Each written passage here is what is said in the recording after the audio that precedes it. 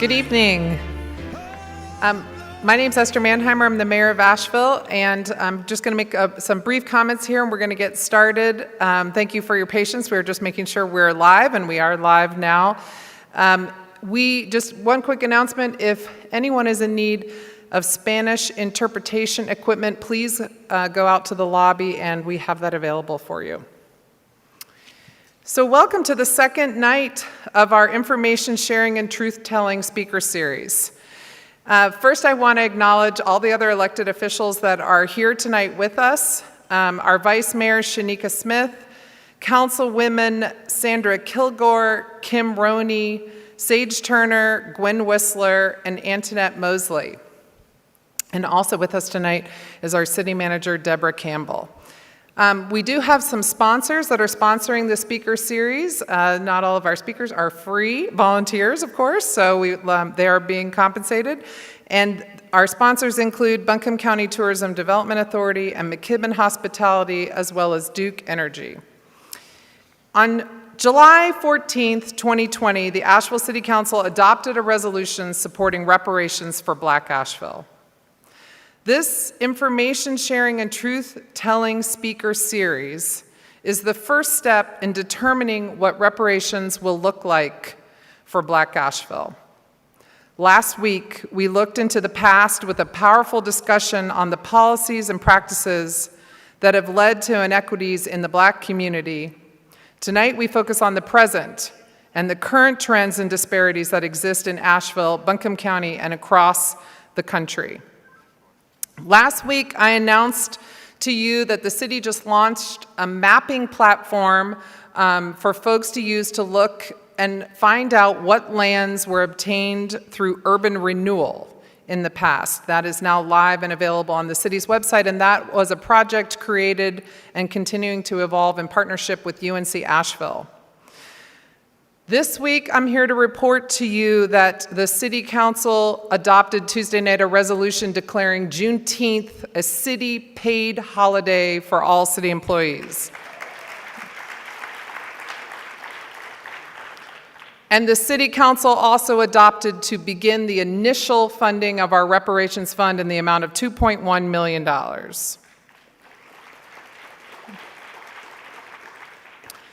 I don't know about you, but I am looking forward tonight to hearing from our panelists. I'm guessing you are too, since you're here, and we're very thankful that you are. We are also going to have an opportunity to hear from members of our community. All the comments received as part of this speaker series will be used to inform the development of a reparations commission. Tonight, again, is a look at the present, but join us next week at this same time and place, and we will focus on the future. Now, I would like to welcome and turn it over to our moderator for this evening, UNC Asheville Executive Director of Community Engagement and Associate Professor of History, Dr. Darren Waters.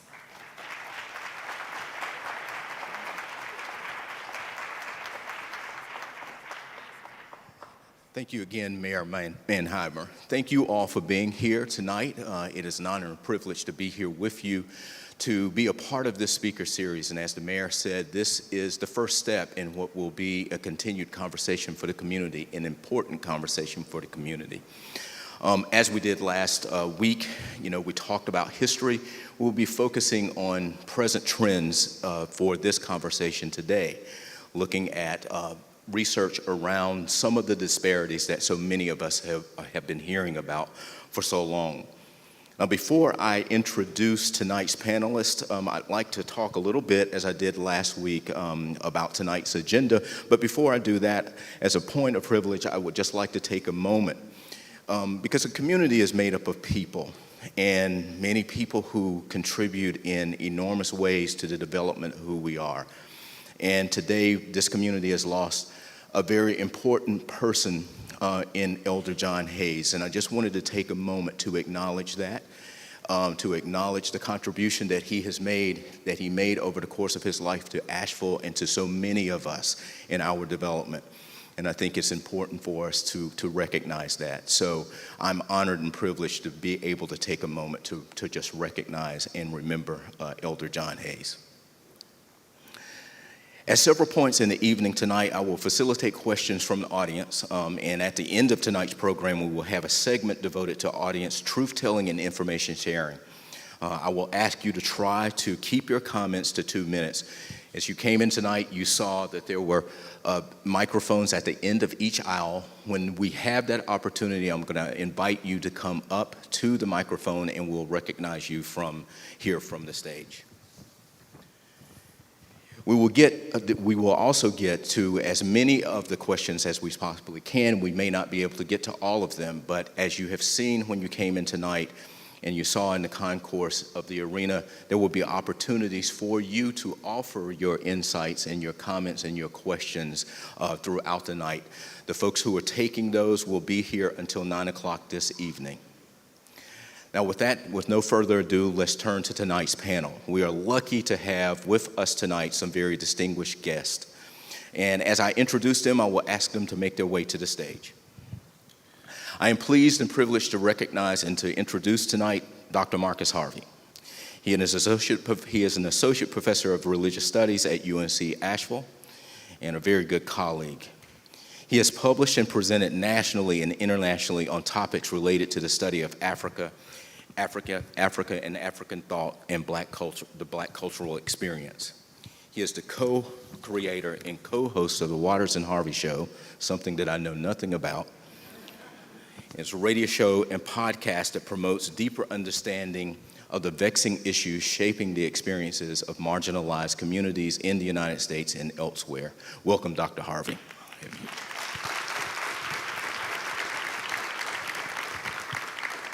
I am also pleased and honored to introduce tonight George Redmond, Mr. George Redmond.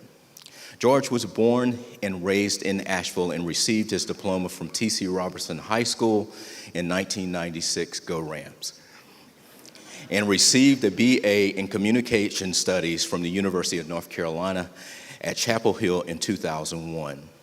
After graduation, he spent time traveling overseas before coming home to teach and coach in the Asheville area. In 2011, he got his law degree from John Marshall Law School in Atlanta. In 2016, George again returned to Asheville and is currently serving as an assistant district attorney in the Buncombe County District Attorney's Office. Welcome, Mr. Redmond.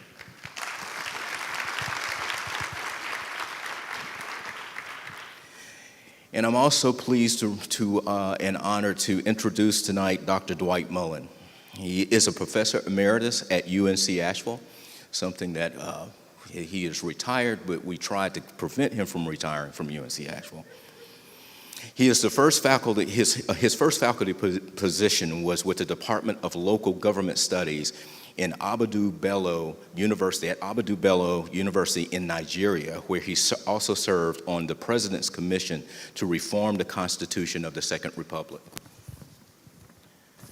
At UNC Asheville, Dr. Mullen taught courses in political science, public administration, public policy, and Africana studies, and worked to desegregate and further diversify the campus.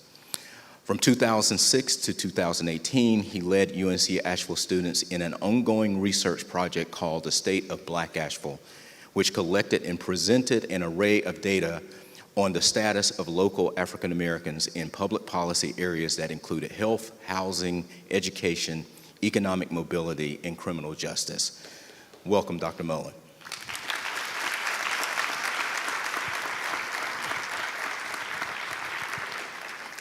I would also like to welcome Ms. Rinku Sen, who is joining us virtually tonight. Ms. Sen is a writer and social justice strategist. She is currently the executive director of the Narrative Initiative and formerly the executive director of Race Forward. Her book Stir It Up and The Accidental American theorized a model of community organizing, and integrates a political analysis of race, gender, class, poverty, sexuality, and other systems. As a consultant, Rinku has worked on narrative and political strategy with numerous organizations and foundations, including Policy Link, the ACLU, and the Nathan Cummings Foundation. Thank you to all of the panelists for joining us tonight. I will turn it over to Rinku Sen.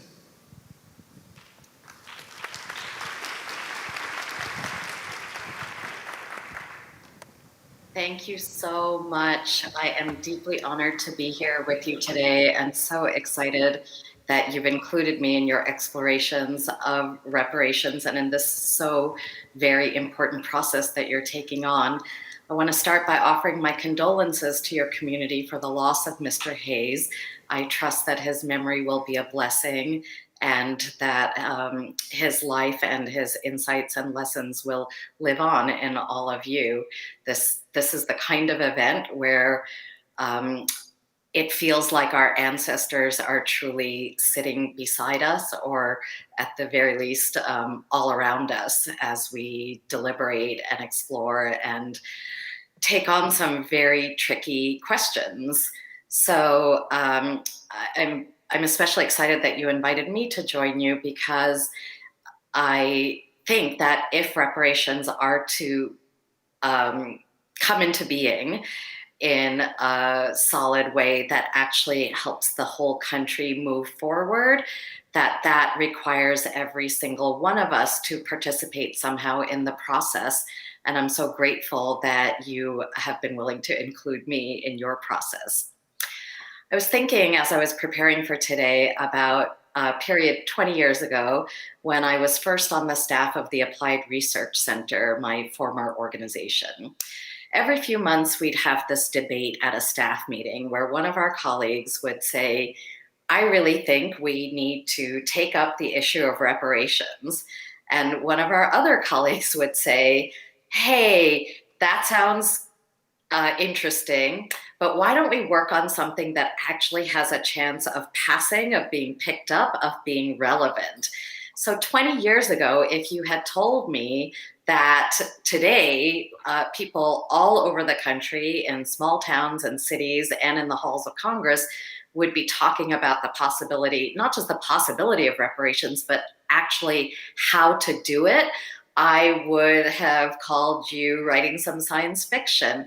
But what has happened is that people themselves, people ourselves, the residents of the United States of America, have made reparations questions relevant over the last 20 years through things like Ta-Nehisi Coates's groundbreaking article, The Case for Reparations, through so much of the scholarship that the people on the stage have done, as well as their colleagues all over the country, through everyday people reading and watching things and discussing and raising questions among their own friends and relatives, even trying to take up the idea of reparations in individual cross-racial or multiracial relationships. And all the way through to public officials introducing commissions and bills, and of course, grounded in activists who are fighting current discrimination and violence, whether it comes from the state or from other individuals. So reparations seemed impossible until it didn't, which reminds me of this wonderful quote of Muhammad Ali's, where he said, impossible is just a big word thrown around by small men who find it easier to live in the world they've been given than to explore the power they have to change it. Impossible is not a fact, it's an opinion. Impossible is not a declaration, it's a dare. Impossible is potential, impossible is temporary, impossible is nothing. And impossible is not the word that any longer describes the reparations debate in this country.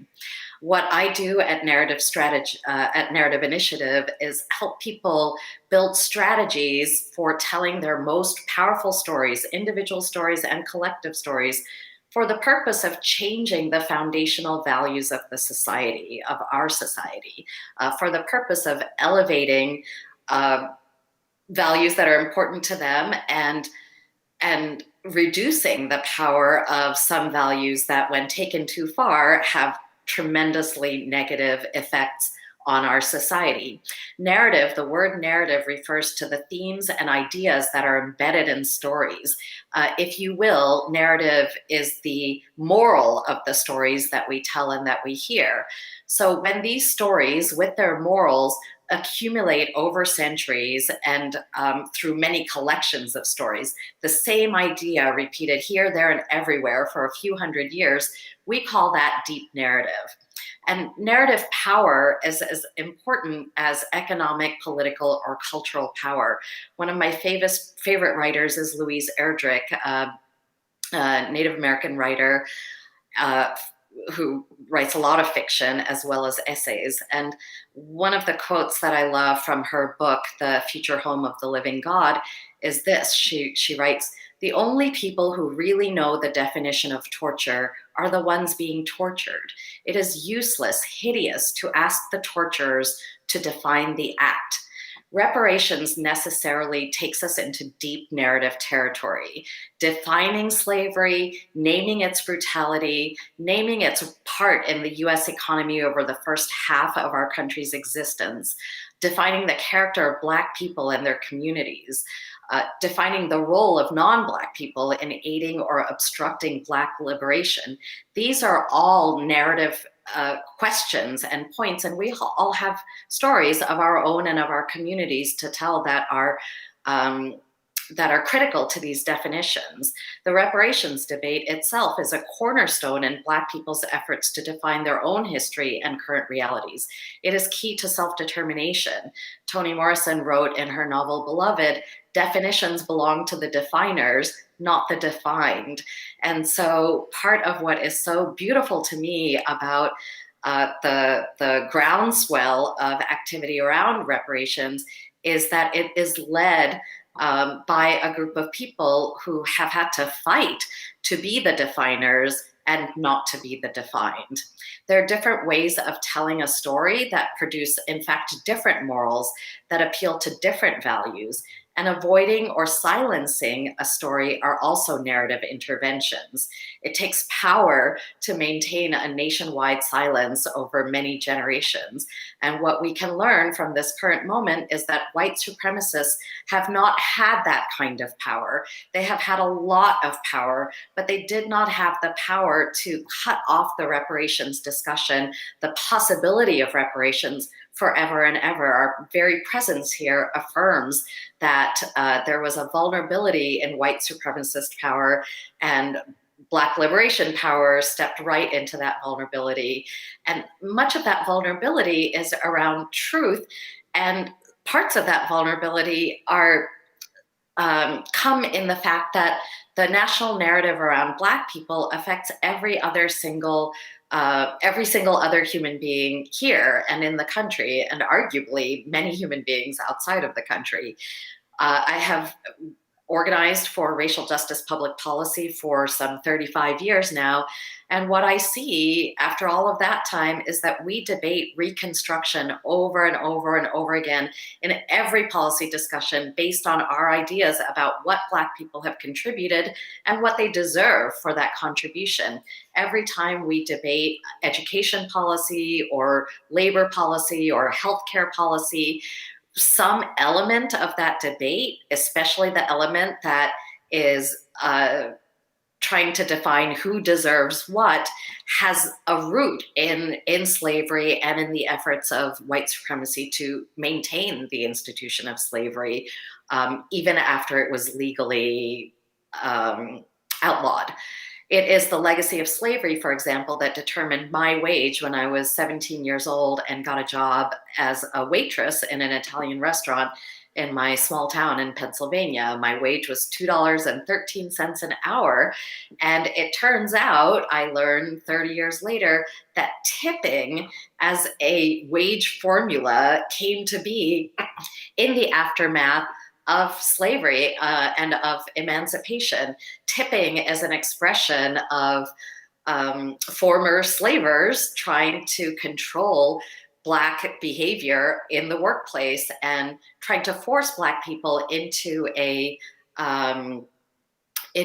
subservient role and position and demeanor. So what I earned as a waitress in 1980 goes all the way back 100 years to policies that came to be after the Civil War and after emancipation.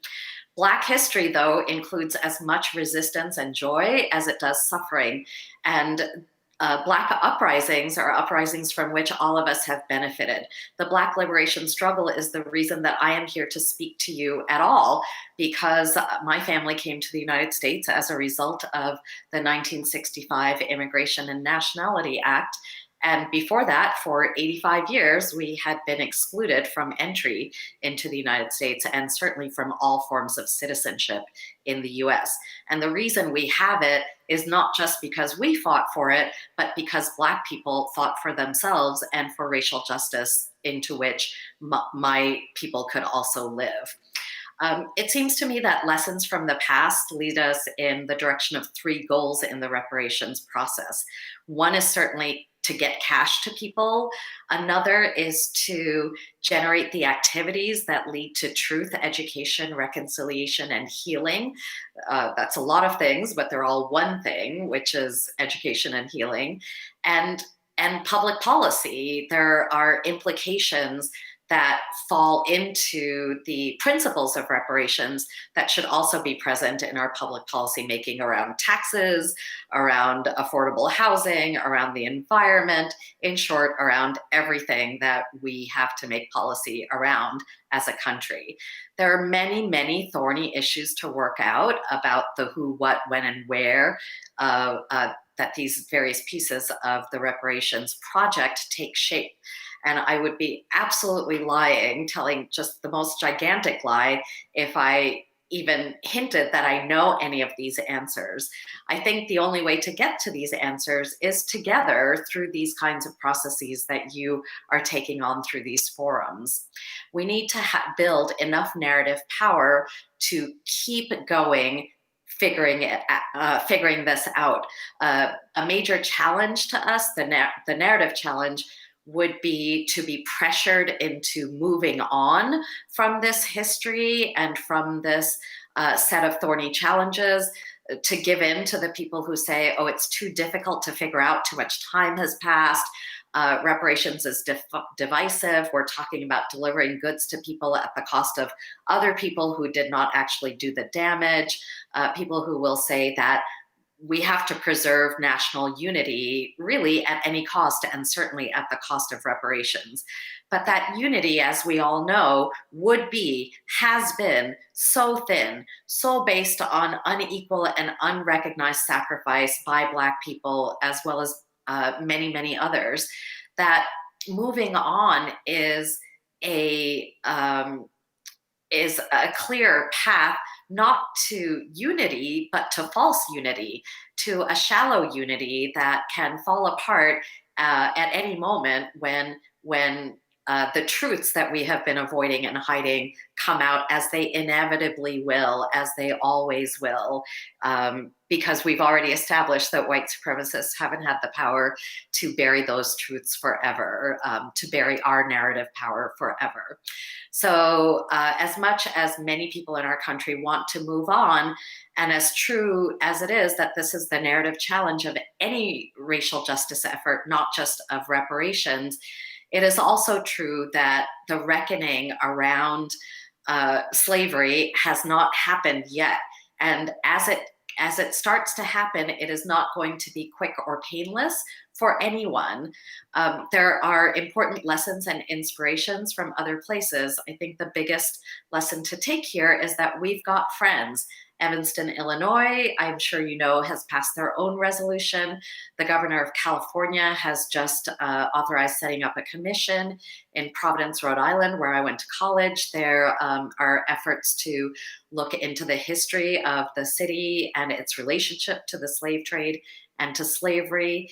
A slightly older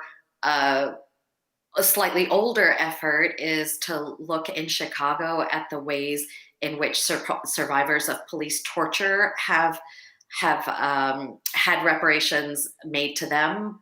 The city has made reparations to these survivors and included counseling and grief services and recovery services along with cash.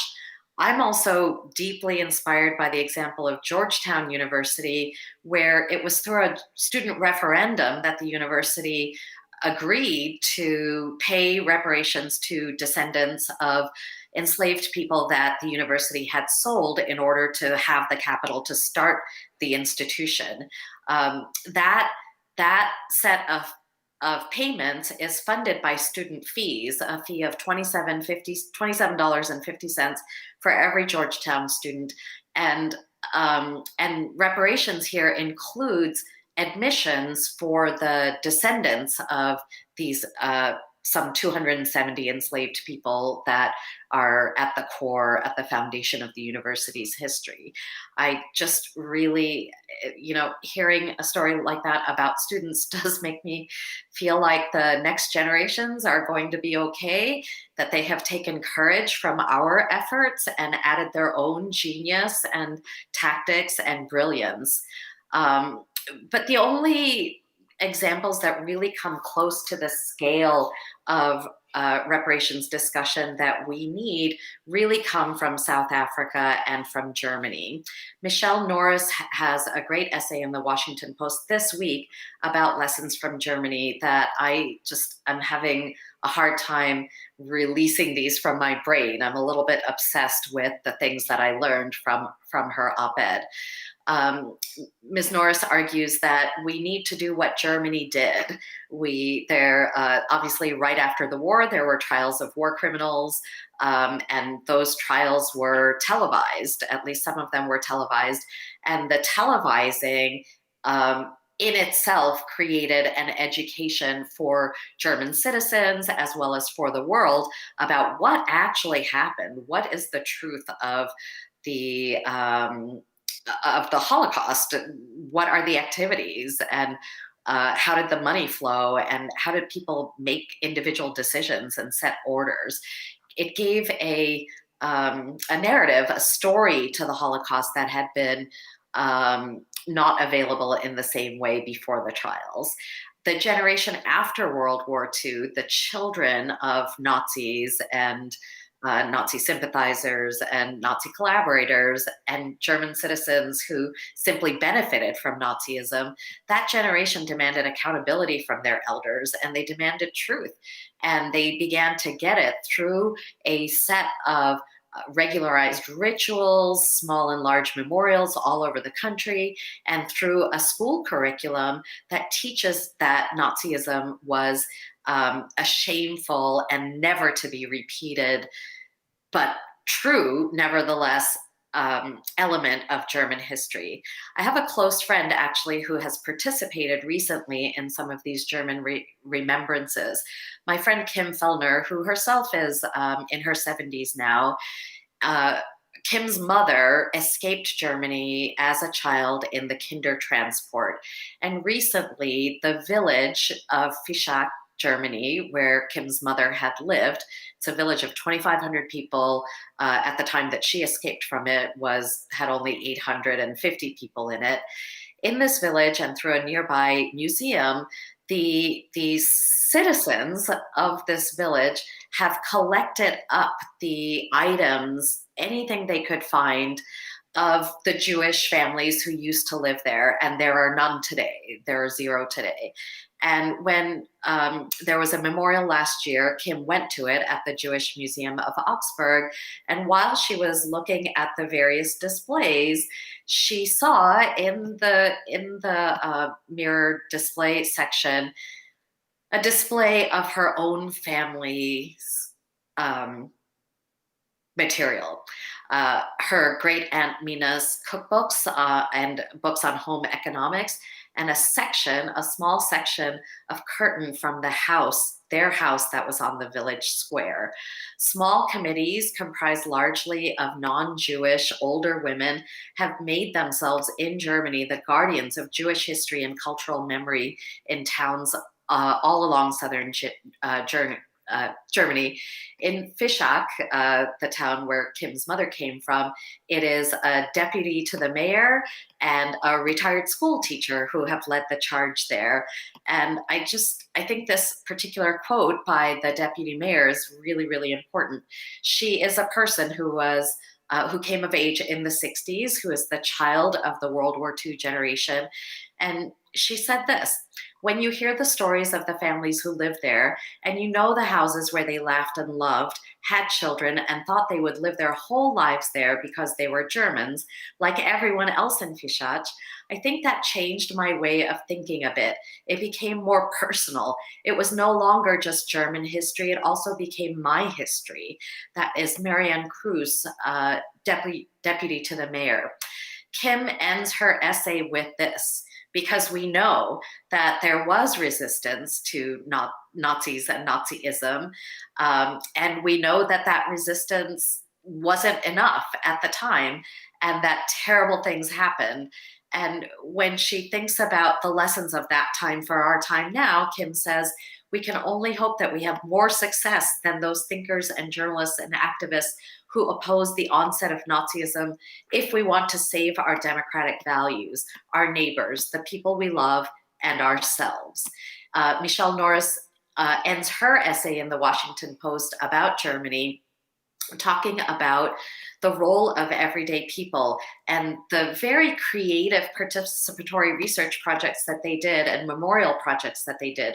There are thousands of memorials all over Germany, including in many cities and towns, something called stumbling stones, stones embedded in the pavement that are noting where Jewish people had lived, who they were, what their lives were like, and what became of them, what pushed them out. And it seems to me that as we think about having the current reparations debate and developing the current reparations program with an eye toward the future, pulling the lessons to the past, but also seeding the kind of future we want and the country we want to be, there are two things that I think we will need to really deeply deal with that are also rising in our current context. One is the real potential for the destruction of democracy, the rise of white nationalism as a new expression or a modern expression of white supremacy, and which we can see is on the rise, and not only on the rise, but attracting proxies of color. If we consider January 6th and the insurrection at the Capitol, two of the significant players were were a Black man who organized the whole thing, and a Cuban man who is a leader of the Proud Boys organization, or at least was several months ago. So I do think that threats to democracy, to voting, to civic participation, and by that I include not just voting, but things like keeping track of what your city council is doing, and the transparency of public agencies. All of that we need to fight pretty hard to preserve, I think, through the reparations discourse and anything else we can find. And the second trend, of course, is the attack on racially accurate education through legislation and regulation that names critical race theory, but isn't about that, is really just about making sure that our children do not learn the truth about all of our country's racial histories and racial arrangements. I live in Texas, and just last week, our governor announced the 1836 Project, which is going to celebrate a very white version of Texas history and supposedly teach, quote unquote, patriotic education. That is not going to help us, but we are going to see those kinds of efforts all over the country, and we have to fight them. And then finally, I think something for us to remember is that the truth and reconciliation process, with all of its education, that's always going to be with us. There isn't a point in the future of the United States where I think we will no longer have to talk about slavery. We will no longer have to talk about reparations. Big shifts in our history. Look at, for example, the 100-year shift in ending slavery, or the 150 years that it took to win the right to vote for every single citizen, or the 50-year shift that had to happen in order to fight off segregation. I used used to look at these historic events and wonder with just awe, how did they manage to change public perception, to build enough support to legally overturn slavery and Jim Crow and the disenfranchisement of women? That is some kind of magic. And it's true that it is magic, but what I have learned over the years that magic is made by real human beings. And we are also real human beings, and it's our turn to make that magic happen. And we have everything we need to make it happen, because the ingredients of magic are creativity and hard work. We can't control what happens outside of us, but we can apply all of our creativity and our hard work to making reparations happen in a way that actually enables us to move on with deeper, greater unity. In 20 years, we've already made reparations possible. The ultimate outcomes of our work, this process, of course, they are unknowable, but they aren't unshapable. We can shape them. So if you think that this isn't up to you, it isn't up to us, the scholars will do it, or the elected officials will do it, or even the bankers will do it. We aren't important or powerful enough to do it. I hope that if you take anything away from my talk, it is that you are the power required to get it done. The main things required, of course, are creativity, clear eyes, and hard work, the endurance to stay in, and the ability to see connections between seemingly unrelated things, like what happened in 1850, what happened in 1950, and what happened yesterday. We are the people who can see all that and who want to act on it. And we're probably a little bit odd. We might be slightly weird in our communities, but I think that's okay. And I think that's a source of power. I'm reminded one of my favorite and very, very underrated sayings of Martin Luther King Jr.'s, of Dr. King's, is human salvation lies in the hands of the creatively maladjusted. That's maladjusted. I'm so sorry. Human salvation lies in the hands of the creatively maladjusted. That's us, the creative people who cannot make ourselves adjust to an unjust system. There are a lot of us, and we are good. We have a lot of power. I can't say where this is all going. I'm no soothsayer.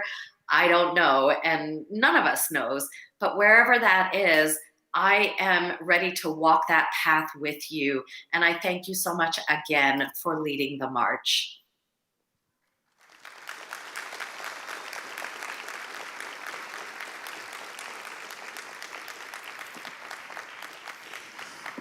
Well, Rinku, thank you so much for that presentation. Thank you for being here with us. What we're going to do now is just take a few minutes for you to have an opportunity to ask Rinku any questions, and even the panelists up here, any questions. She's only going to be with us for a short period of time, but this is an opportunity for us to engage her in any questions and conversations that we'd like to have with her. So if you have questions, please make your way to the microphones.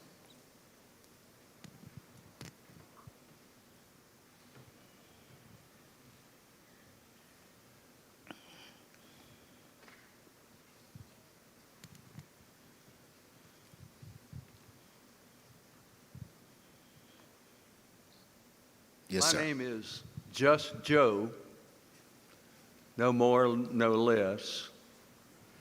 3 days ago, I turned 81. After I graduated from high school, I joined the Army and went to Germany. I was stationed in Amberg. We guarded the West German Czechoslovakian communist border. And then in Nuremberg, I lived in the barracks, the SS barracks, they called it, during World War II in the war. And I went down and underneath and saw all the equipment and all the writing on the wall. When I was in Amberg, I was the only American GI to be a member of a horseback riding club. Most of their horses were killed in World War II. So they were really prized, and it was really an honor for me to do that for 2.5 years. There was a gentleman named Dr. Sauer who was high in the SS, and my young German friend, Peter Cromie, who I spent a lot of time with, said that his scar on his cheek indicated he was in the SS in high authority. That was kind of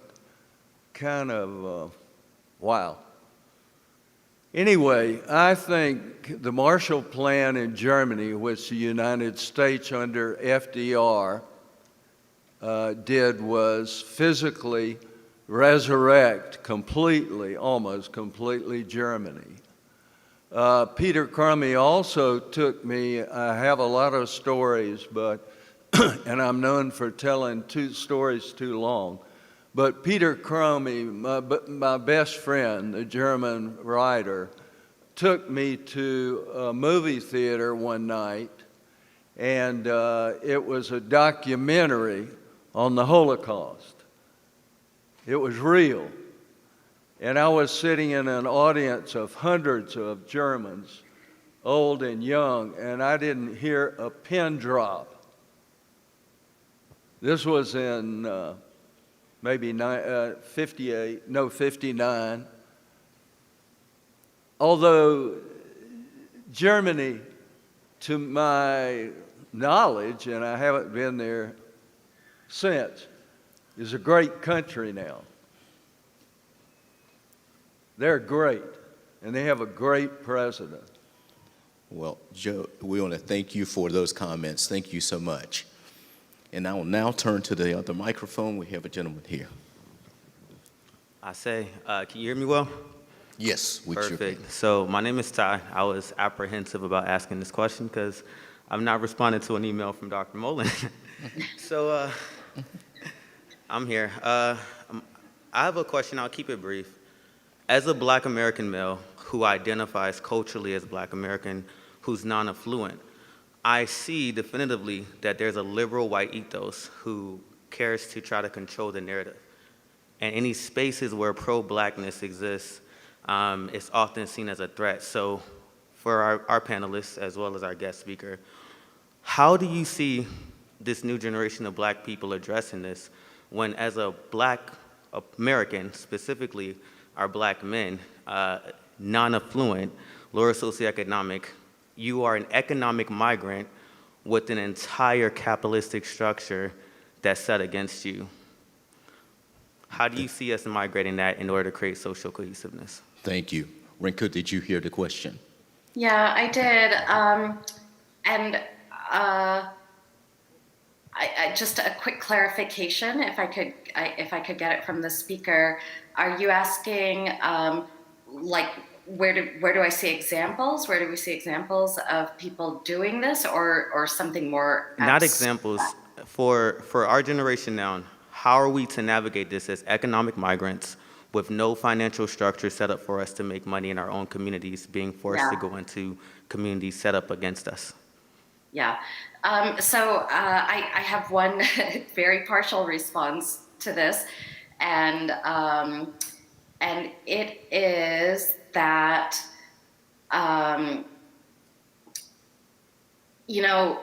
there's an analysis I read around reparations and the role of cash. So much of the discussion is about cash and who gets cash, how much cash should it be. And one of the things that I found really interesting was by Glenn Lowry, who said that one of the limitations of cash as reparations is that when cash gets to Black people, it will be more income, but it won't necessarily be more wealth because they don't because it's coming to people who don't otherwise own the means of production. And I think that's a really important phrase for us to spend time on, the means of production. It means having access to the structures and systems of tools to produce things that drive the economy. So it would mean being able to have a business and start a business, or being able to, take advantage of tax law in the way that, being able to shape tax law so that so that we can put more money into the hands of people who want to make things, but who might not have the capital to do it yet. And it makes me think that, with Black men who aren't wealthy, I'm sorry, I forget the way you said it, but who are not wealthy, sort of everyday Black men, that figuring out in the reparations debate how to actually get capital, not just capital into your hands, but also the means of production. And that probably is a public policy question that's broader than reparations, that has a lot to do with how we think about infrastructure and building it, for example, or how we think about knowledge production and who produces knowledge and gets rewarded for it. And that's what I'm thinking, that really thinking about and asserting your ideas about not just the cash, but the means of production is important, and we should all be making room for that. Thank you, Renku. Thank you. We're going to do one more question, and those of you who may be waiting, I think if you hold those questions, I think there's going to be an opportunity for you to ask those questions, given the nature of the conversation this evening. So we'll go to the gentleman here. Thank you. My name is Sam Quick. I'm born and raised here local all my life. And my question is, the restoration that is going on, which should have happened 40 years ago in my opinion, but my question is, I guess this is local for the city of Asheville, how is this restoration going to help build the legacy that we once had here in Asheville for the Black community that has gone and dissipated? How is this going to help rebuild the legacy that we once had so we can share it with our children and our grandchildren, our great-grandchildren? Renku? I don't know if that's a question for me, but I'll just say that some of the, I think what's so important about these comments and a thread in all three questions and comments is that real activity is important, experiences are important, and maybe one thing is to think about not just what you want as outcomes. We want a museum here, we want a monument here, we want an annual memorial that's ritualized, but also to think about activities that people can do to get to those outcomes and to get to those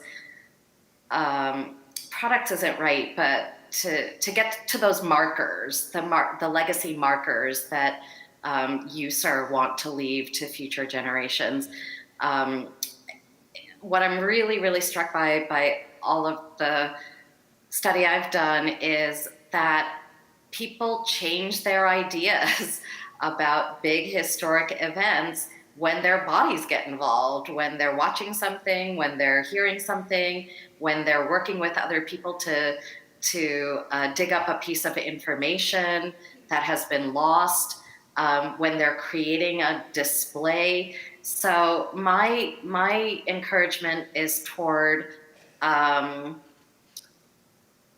lots of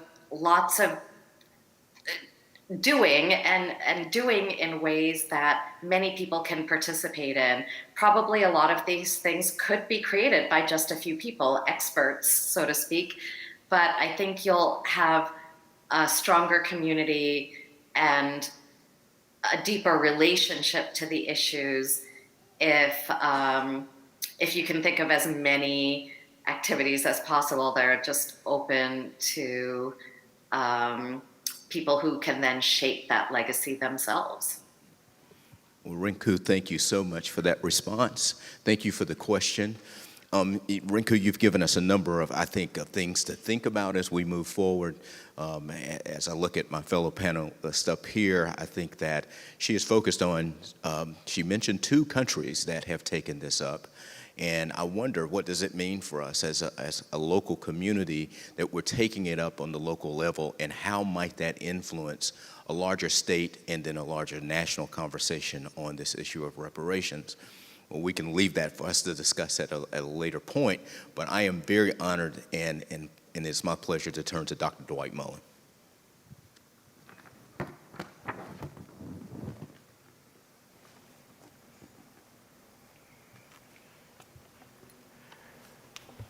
I'm going to use the mic because we have a few slides to look at. But before we go on, there has to be acknowledgement and thanksgiving. I think 1 year ago, we wouldn't be here without the activists who protested George Floyd and his death, while simultaneously recognizing that it didn't happen in a vacuum, and began to focus on what was happening here at home. Those I keep calling them children, those kids, those young people, those folk were in the street, and they got our attention, and I want to thank them. We are part of a legacy that they were joining, and this legacy isn't just from a year ago.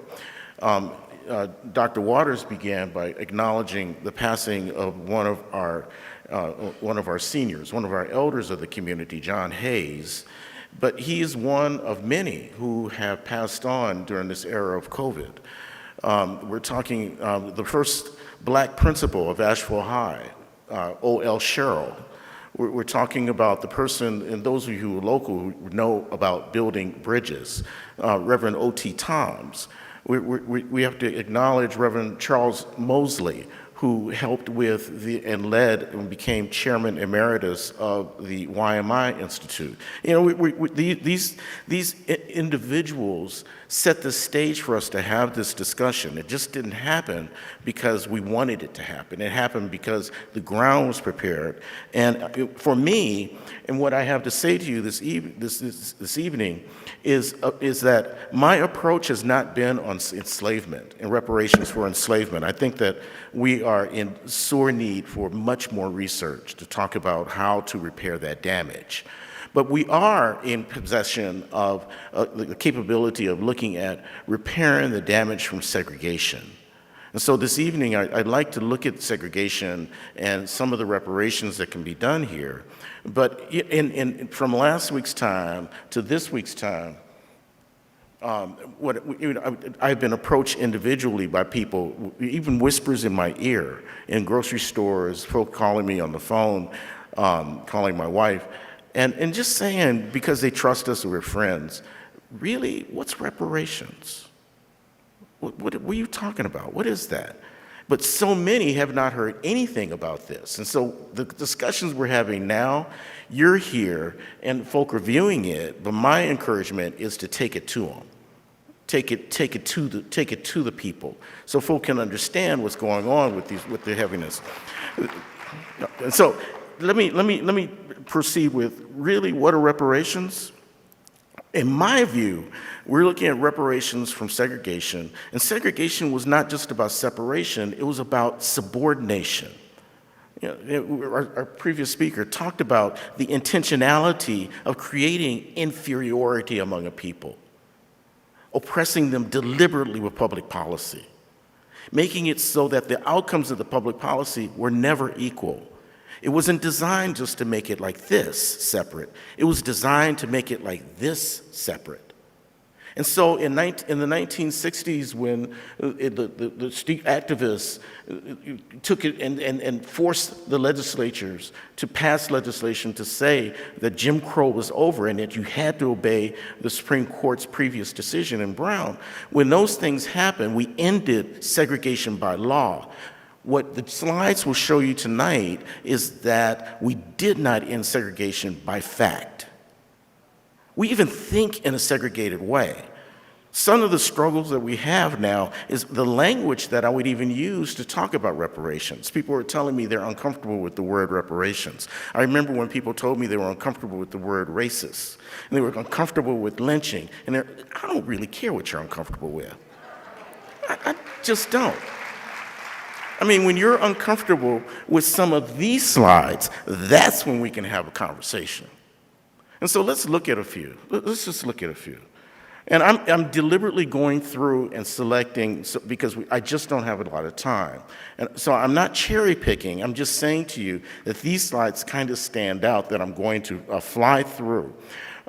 Stevens Lee is the school, the black high school here. This is half of what you'll find if you visit the site today. But these are referrals. And this is Asheville City Schools. These are referrals in the Asheville City School system.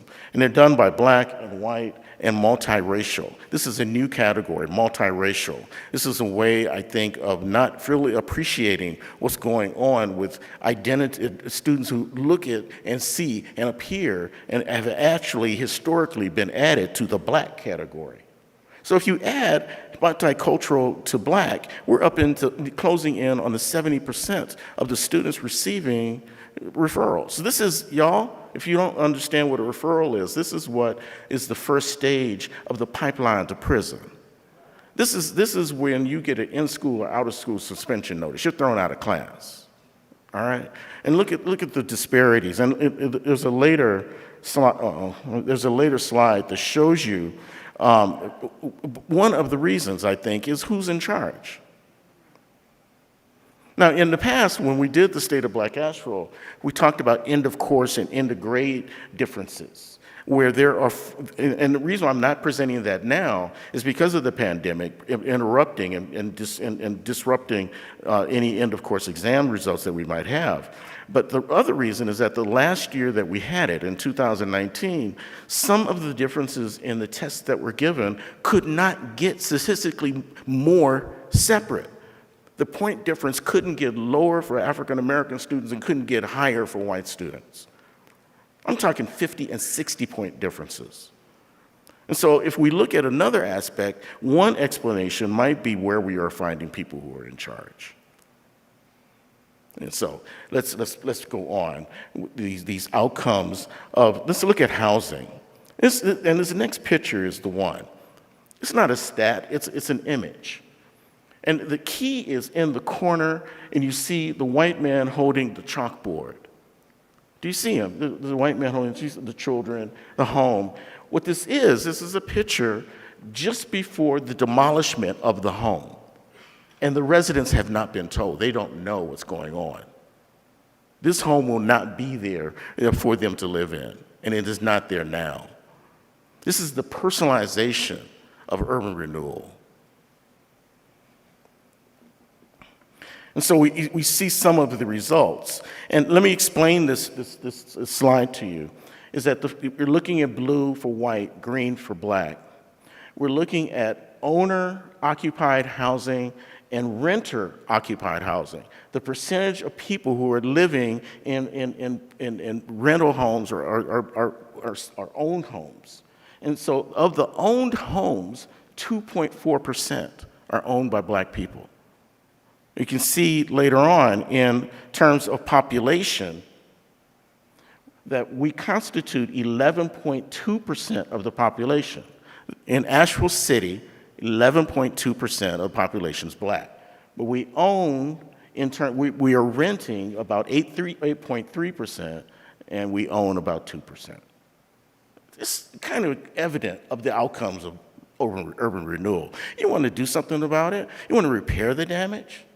Let's talk about property being transferred, land in trust. Let's talk about the end of gentrification.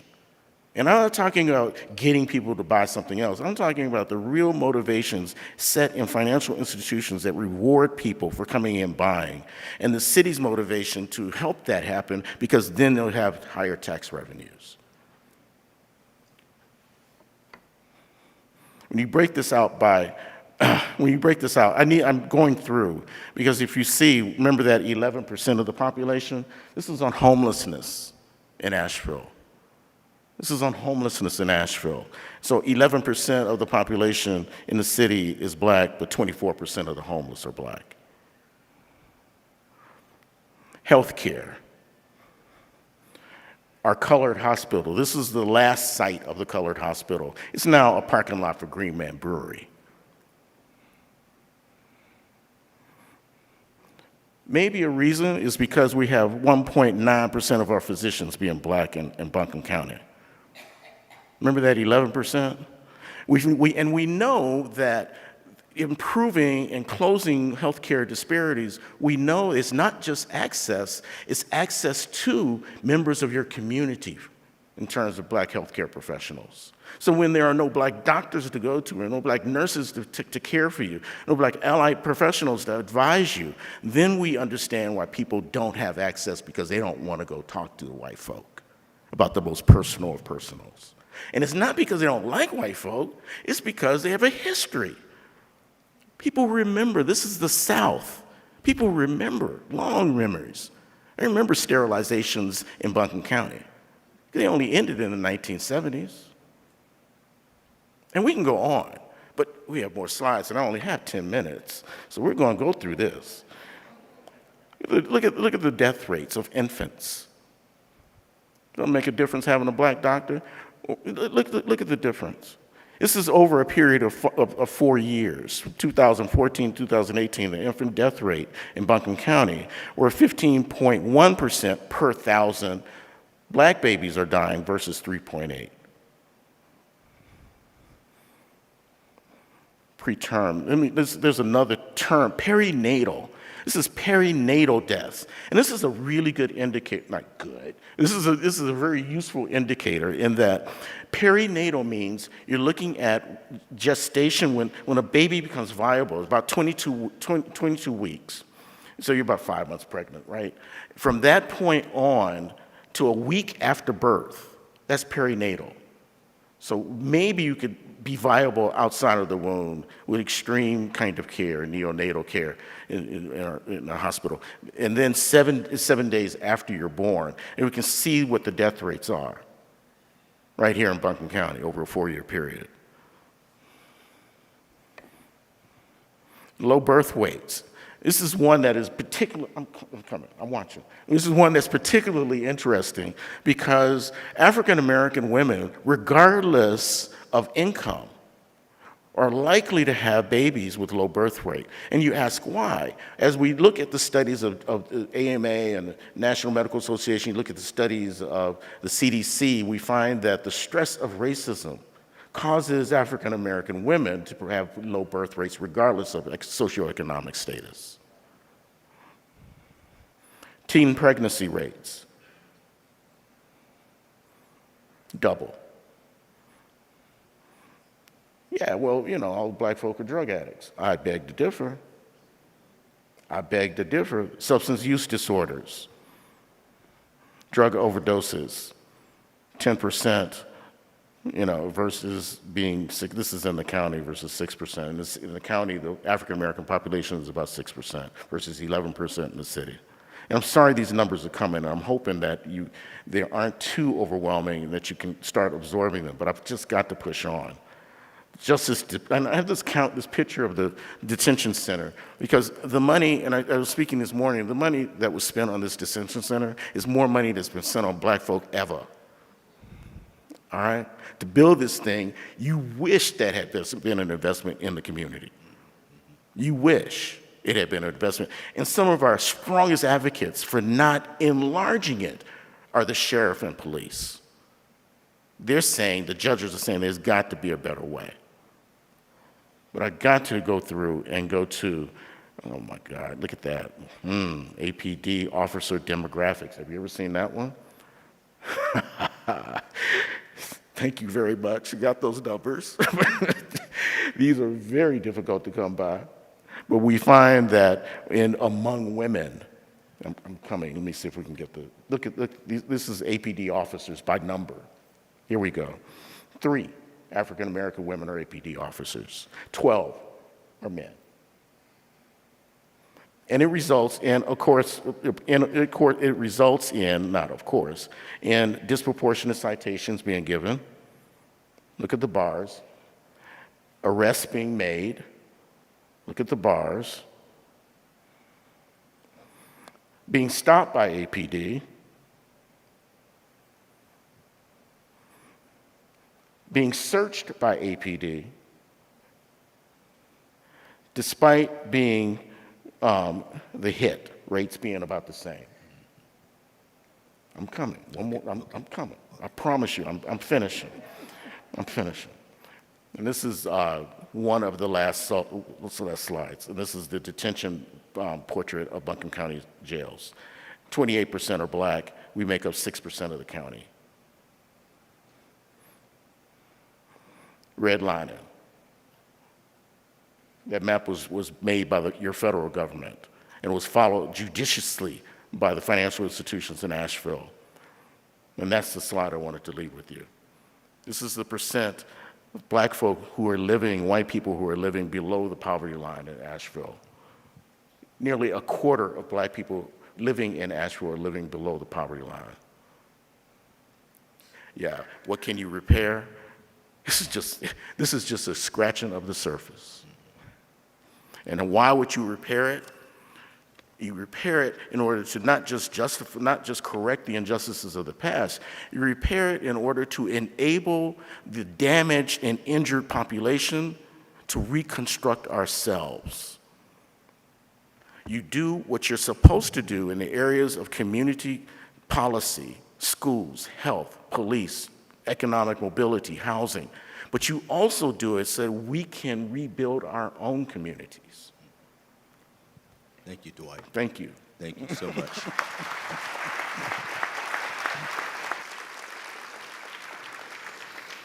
So I'll now turn the floor over to Dr. Harvey.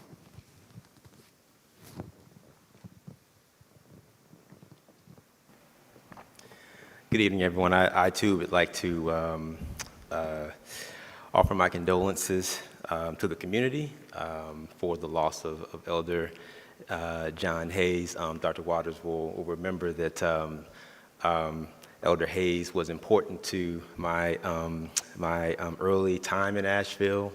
He supported a collaborative project that Dr. Waters and I have been working on now for the past, 5 or 6 years, known as the Waters and Harvey Show. And I think probably without the support of Elder Hayes, the show would not be where it is. So I just wanted to pause for a moment to honor his life and his contribution to this community.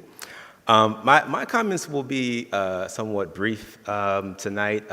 They won't be data heavy. I think I've been presented with some very compelling data sets, certainly from Professor Mullen and also from Rinku earlier. So my comments are somewhat broader in scope, related to the whole question of reparations and what reparations might mean locally in the present moment as we think about what it means to try to repair the damage that has been perpetrated against the Black community in Asheville. And I feel a little bit odd standing here because I am not an Asheville native. I've been living here almost 10 years, but not quite 10 years. And so I'm still learning a lot about the history of the city and the history of the Black community here. But I wanted to just sort of frame my comments tonight with something that has been haunting me since a show that we recorded recently that featured, among other panelists, James Ferguson, who is an Asheville native. Some of you may have even heard this show. It was our live show on reparations. And the question was put to Attorney Ferguson, what is justice, right? What is justice? And his response really troubled me.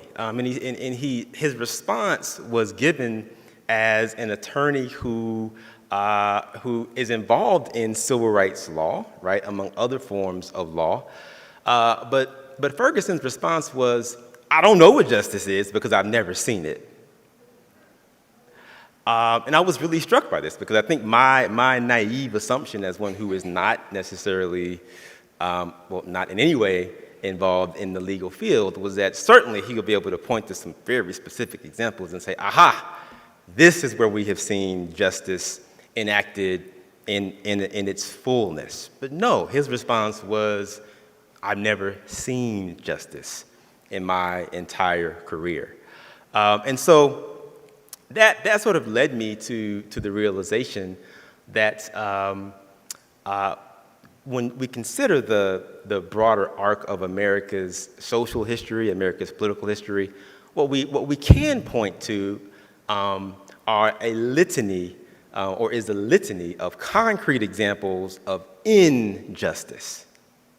And this strikes me as highly ironic, given that the term justice is enshrined in the very language of the United States Constitution, right? So how can it be that this civil rights attorney can claim that he's never seen justice when the notion of justice seems to be, or is, embedded in the very language of the U.S. Constitution itself? So I would like to propose the following claim to you all tonight to consider. And that is that I think that what reparations presents us with at the local level here in Asheville is an opportunity, even though we may not really know what justice is in a concrete, tangible, measurable way, but an opportunity to practice justice. And maybe through the practice of justice come to some clearer understanding of what justice is. And I also want to just run through a few examples, historical examples of injustice that I think really necessitate the courage, right, in 2021 at the local, state, and national levels to try to practice justice, right? So I think about examples, for instance, such as the response to Field Order 15. Some of you may have heard of this. This was issued in 1865 by General William Tecumseh Sherman, right? He was a Union general, and this order gave to newly freed African Americans 40 acres of land, which formerly belonged to slave owners, right? So this was, I think, an early attempt at practicing reparational justice. But what happens very shortly thereafter is that President Andrew Johnson rescinds Field Order number 15, right? Thereby, in my opinion, affecting one of the greatest acts of injustice in the country's history. There's also a very, I think, powerful and disturbing article in The Atlantic more recently written by Van Newkirk II entitled "The Great Land Robbery," which details how since at least the 1950s and 60s, African-American agricultural landowners, especially in the Mississippi Delta, have been through extra-legal and legal means essentially robbed of very farmable land, resulting in a loss of wealth that, according to some economic estimations, reaches into the trillions of dollars, right? So think about that for a moment in terms of sort of long-term transgenerational impact, economic impact on Black families in places like Mississippi. We could also, for example, point to other examples where the country, the United States, has attempted to essentially repair, right, injustice. And this example is referenced in the now famous article by Ta-Nehisi Coates, The Case of Reparations. We could go back to the early 1780s, right? 1783 to be particular. Belinda Royale, a woman from Ghana in West Africa, at a young age was kidnapped from Ghana and forced to work for the next 50 years of her life as a slave under Isaac Royale and his son. Isaac's son ended up essentially repatriating back to England during the American Revolutionary War, sort of leaving Belinda in the lurch. And what does Belinda do in 1783? She petitions the Massachusetts state legislature, or the Massachusetts legislature, for reparations, right? As a result of losses that she suffered as a result of enslavement. And guess what the response of the legislature was? She was awarded reparations. Now, she was given something like, 15 pounds and 12 shillings, so it was a very modest amount. But we can point to that early example in the late 18th century, right, of a legislative body, right, a colonial legislative body, agreeing with Belinda Royale's argument that, yes, reparations are due you as a specific result of your unjust, unremunerated enslavement, right? And we could point to other examples as well, right? I think about the reparations that were paid to Japanese Americans, right, in 1988, I think it was, late 1980s, as a result of what their descendants experienced during the Japanese internment camps, right, during World War II.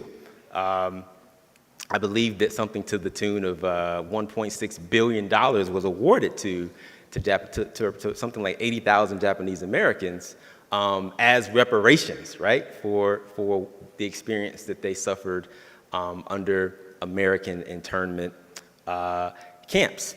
I think also, and this will be the last example that I mentioned here, a positive example, I think about what Quakers are doing in the 1780s, right? 1782, places like New York, New England, Baltimore, what are they doing?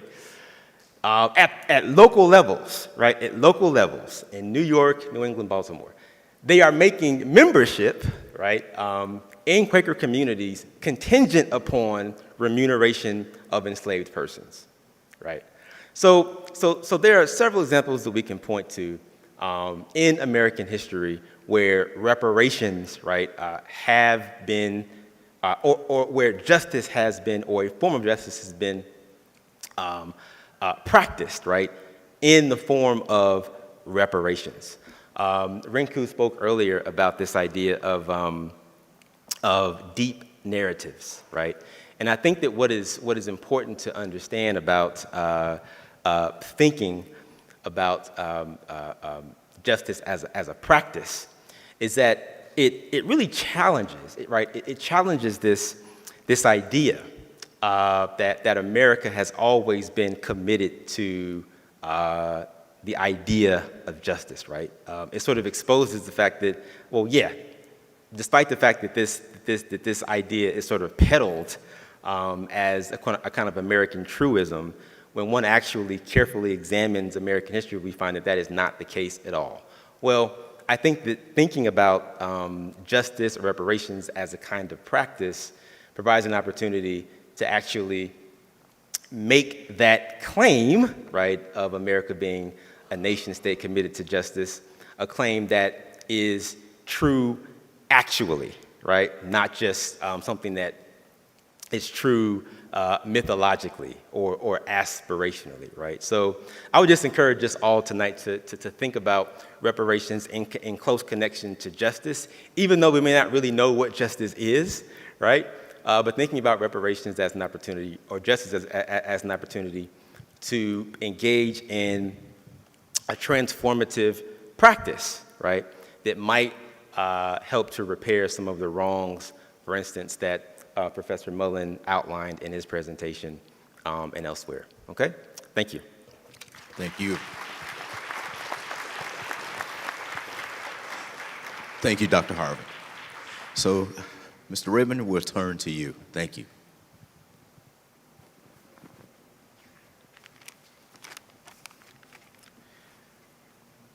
Good evening, everyone. I'd first like to thank Dr. Waters and feel honored to be up here with all these distinguished gentlemen for this panel. To be here is a step forward. To think about talking about reparations here in Asheville is a huge step. But if we look at the facts, being born and raised here, obviously we are not the most diverse city. And as we have several talks as to how we can make our city diverse, how can we restore the black community. Reparations is just one step. And so you look at a sort of global stage, obviously America being one of the most diverse, at least racially, countries in the world, but yet the most over-criminalized. You look at why is it over-criminalized? What are we looking at? What types of disparities are causing this? And you look at the policies and the practices that have been implemented systematically. And that's how you get marginalization. And that's how you get the inadequacies that we have in our society. And so the most important thing is to identify these types of practices and policies. And then after you identify them, you look to examine what kind of actions that you can take. And fortunately, that's why we're here on this panel. And then after examining those actions, it's taking action. So it's not just saying what needs to be said, saying the right thing, right? It's doing the verb of actually doing something to make sure that we get some sort of equity and justice. So when I look at the policies and the procedures, I look at the causes of disparity. And with that, I look at the different levels of crimes that Dr. Mullen had talked about. You look at law enforcement, right? Where are they policing, right? Certain communities. You look at the different types of diversity that we have, or lack of diversity that we may have in police departments as well. You look at, of course, legislation, and finally, you look at criminal justice professionals, which is, again, an important piece, especially when we are talking about how we can do better. We looked at, I think on the slide from Dr. Mullen, the Buncombe County Detention Center, something I look at every morning as I walk in. And I know that question that was posed before is, what is justice? Justice takes many forms. Justice can be a conviction. Justice can be an acquittal. But as a criminal justice professional, we have the capacity to address disparities inside the criminal system. But more importantly, there's three types of ways that we as a criminal justice professional, myself speaking, that I can at least try to do best, and to try to do better in what I think is needed in my own hometown, right? One is a citizen, getting out and voting at the ballot box, trying to change legislation. Because as much as we can do and put a footprint here in Asheville, if we can't make headway in Raleigh, there's not much that we can do. Secondly, it's as a criminal justice professional. I work with judges, I work with defense attorneys, I work with clerks, right? All of us together, I work with officers. All of us together need to recognize what types of policies, what types of procedures that are creating biases, either known or unknown. And those sorts of things that we work together, if we're able to understand each other, we're able to have some sort of actual change. And then finally, as a criminal justice professional, it's decision-making, right? You gotta be in the room to make the decisions. You gotta be in certain positions to make decisions so that change can happen. For example, as a criminal justice professional, I see myself in court. Not many minority attorneys are present here in Asheville, but then again, this is Asheville, right? Dr. Mullen had given the slide as to where we're looking at regarding diversity. But in order to have someone to have empathy, someone to have a thought as to some sort of change in a policy or a procedure, right, you need someone to understand and be in those places that can make that change. So being a criminal justice professional, I can speak to you and say that in my office, we are always actively trying to see and access what's available so that we can stop any trend that may be happening. Either that's pretextual arrests, either that's driving while black, whatever it may be. And I speak to you in the part of, because I had one of these questions as to why would you become, right, a prosecutor? And the thought of it is that I want to seek justice. I don't care if that justice is a dismissal or if that's holding someone accountable, right? If I see that something's wrong based on a police search, I have the power to dismiss it, right? You need more people like that in certain decision-making positions that are okay and confident in making that. So when we look at locally where we're at, right, we look at, and especially in my job, I see high crime rates and where are they coming from. I also look at inequitable access for resources in the minority community, and more importantly, legislative decisions. But in some of these slides that I look out and I listen to some of our speakers, my experience growing up here, my experience as a juvenile prosecutor, seeing referrals, right, seeing the lack of diversity in schools, right, these are the types of things that will continue the path that we're on, right? And we're trying to correct that path. And how best do we do it? Is by looking within, right? How can we get more diversity here? Diversity, equity, inclusion types of training is needed. Obviously, the cost of living here in Asheville, as probably everyone knows, is through the roof. But how can we get people to want to be here that are of different ethnicities? It's the true question because that's how you break down barriers. That's how you implement policies and procedures that change the past that we have. And so I speak to you today as a criminal justice professional here in this county, here in this city, being born and raised, and seeing how things have changed. And what I can do from my position is to work with others, especially judges who are on the bench, who can change bonds, right? Get people out. I also work with public defenders to find out which cases we can move forward with, which cases we can't. Dismissals, holding people accountable, looking for convictions, whatever it may be, you've got to work together as a team. And that's what Asheville needs. That's what criminal justice needs in order to see some sort of results when we think about reparation. So more importantly, I want to thank y'all for having me today. Thank you for being on the panel. And that's it. Thank you, George. Thank you so much. Thank you to each of the panelists. Each presentation was very thought-provoking. I will say jokingly that Dr. Harvey and I learned a long time ago that you just don't cut Dr. Mullen off. We now have time for questions from the audience. And again, if you have a question for the panelists, please make your way to the microphones, and I'll be happy to recognize you. And we'll start on this side. Yes. My name's Justice Rogers. I'm a community activist and a retired federal law enforcement officer. My question is, we are a culture of people adapted to living in a white-controlled community. Part of reparations should be mental health wellness in the black community. How do we become well under a society that was created to keep us unwell and broken? We live in a system that works perfectly for those who have created that system to stay alive. And what does it look like to be a healthy black community? And my last statement, it may be a little uncomfortable, but I think we should do what's right and not what's white. And Thank you, Justice. Now, who wants to take this question? And Dwight, go ahead. I see you.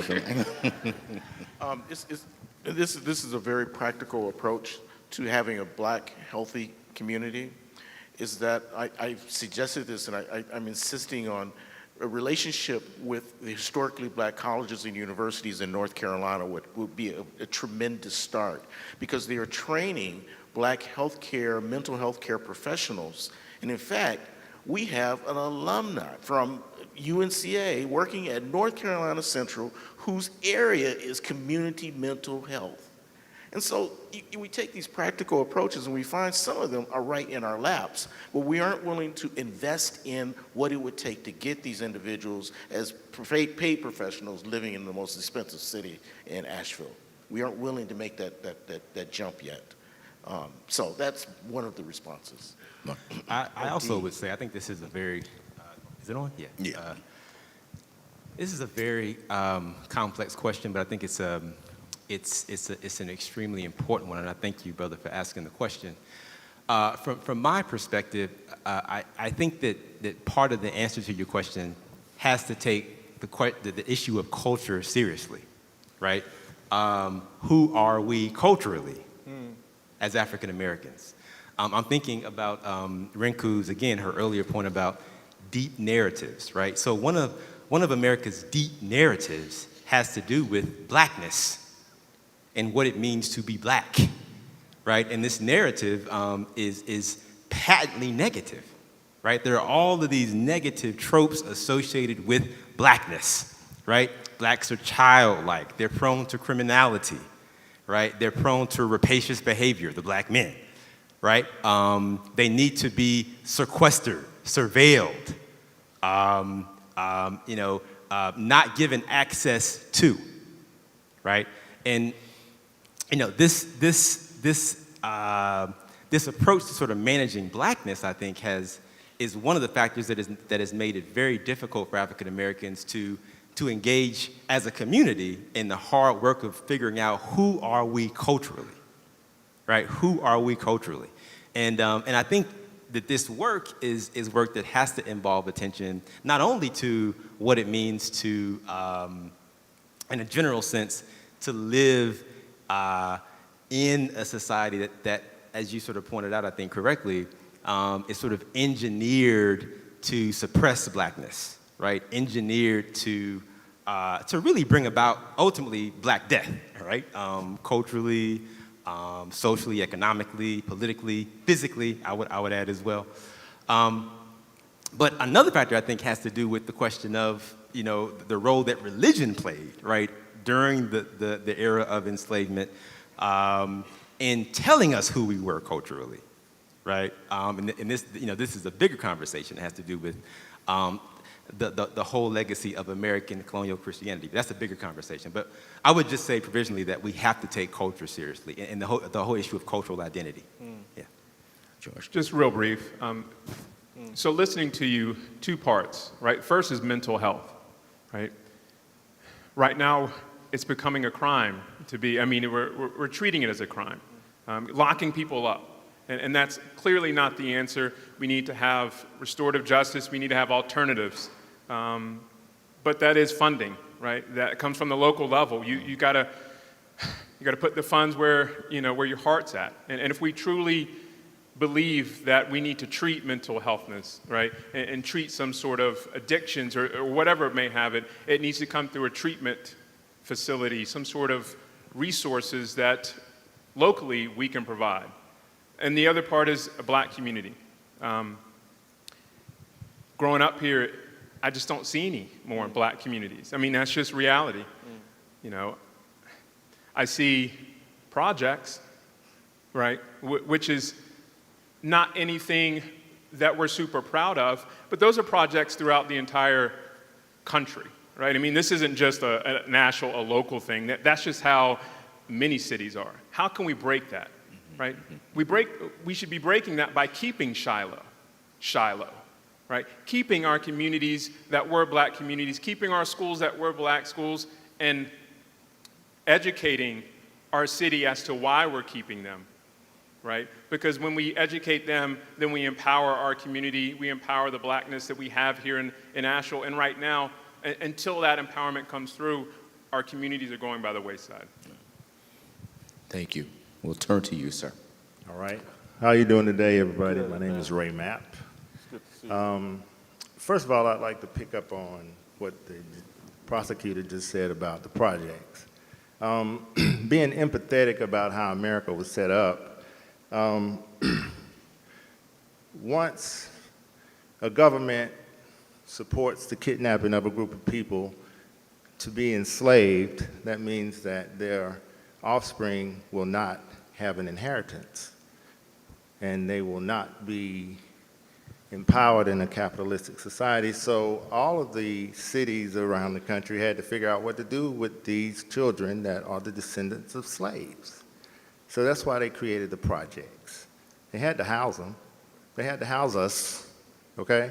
So anyway, one thing that I wanted to talk about, and I want us all to think about, is the fact that in America, there's a white privilege of having a domestic terrorist organization. That's a white privilege in America. But my question is this: with all the educated people in this country and in this room, Why is it that we allow black people to be extorted to pay taxes into a government that allows domestic terrorism against them?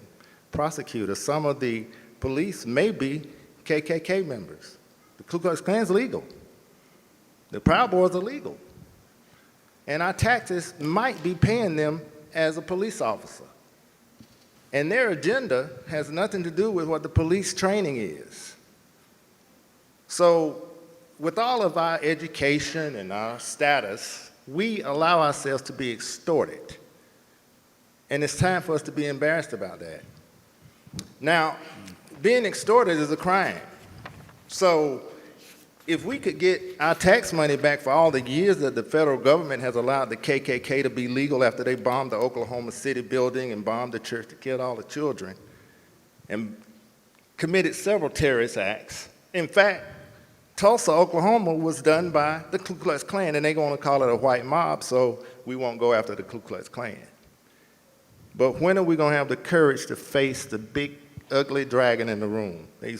Or the big elephant in the room, as some people like to call it. Okay, well, thank you. So to our panelists, would anyone like to respond to that comment and question? I always know, Dwight, when you want to answer a question. No, I mean, honestly, the NAACP was outlawed in Mississippi and Alabama for much of the civil rights movement. It was illegal to be a member, and so it's not outrageous to talk about the outlawing or at least the prosecution of the illegal behaviors of members of these white nationalist groups. Yeah. I sure do. All right. George, do you want to respond? When I think about all the injustices that happen, especially from a criminal justice perspective, you go back into the history of police as to why police were even created and how we got to where we are now. How is that ever going to change?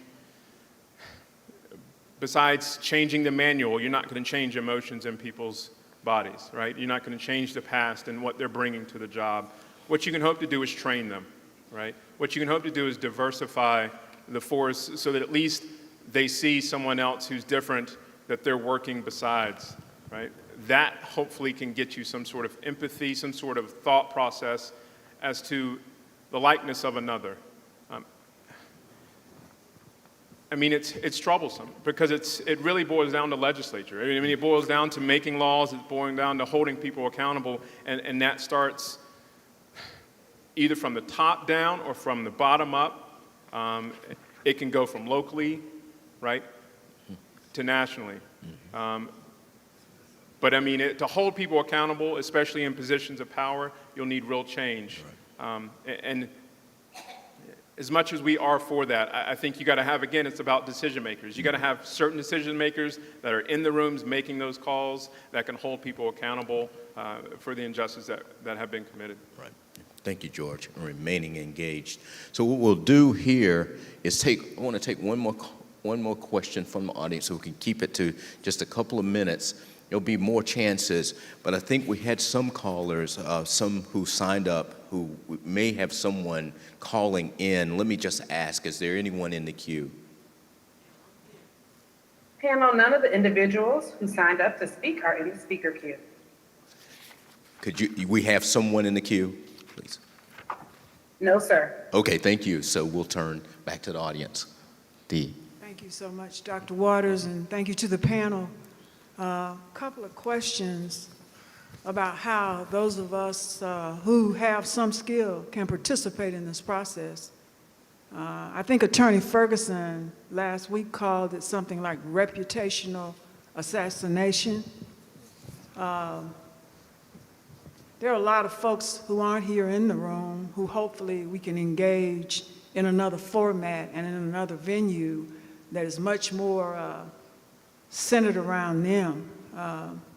There are a lot of people who've suffered. I'm an Asheville native, by the way. And black folks owned houses before urban renewal came. Unfortunately, there's another data statistic that we had more land confiscated during urban renewal than any other city in the southeastern USA. That was over 600 acres and over 1,200 homes. Is there any wonder we have a capital gap here? We have no businesses that are black that are busting $1 million in gross revenues and have employees. There's just so much that we haven't told the truth about. And we still shy away from the truth. It'll set you free. But that's only reserved for some folks like us who are maladjusted, who just don't give a damn one way or the other anymore because we don't have anything to lose. Let me just say that a lot of us have pandered because of career opportunities, not to the truth, but what is convenient. And when you're a resource-poor community, you do what you have to do, and I understand that. That is not pointing an accusatorial finger at anybody. But it also lends itself to having people who are not quite the most ablest, nor the brightest and best, to deal with our people. And so when you have that, just like when you have a sick child, you invite quackery in. And we saw what happened with the block, that there was rampant quackery, and was backed by the police power and the zoning and the redevelopment authority of the city.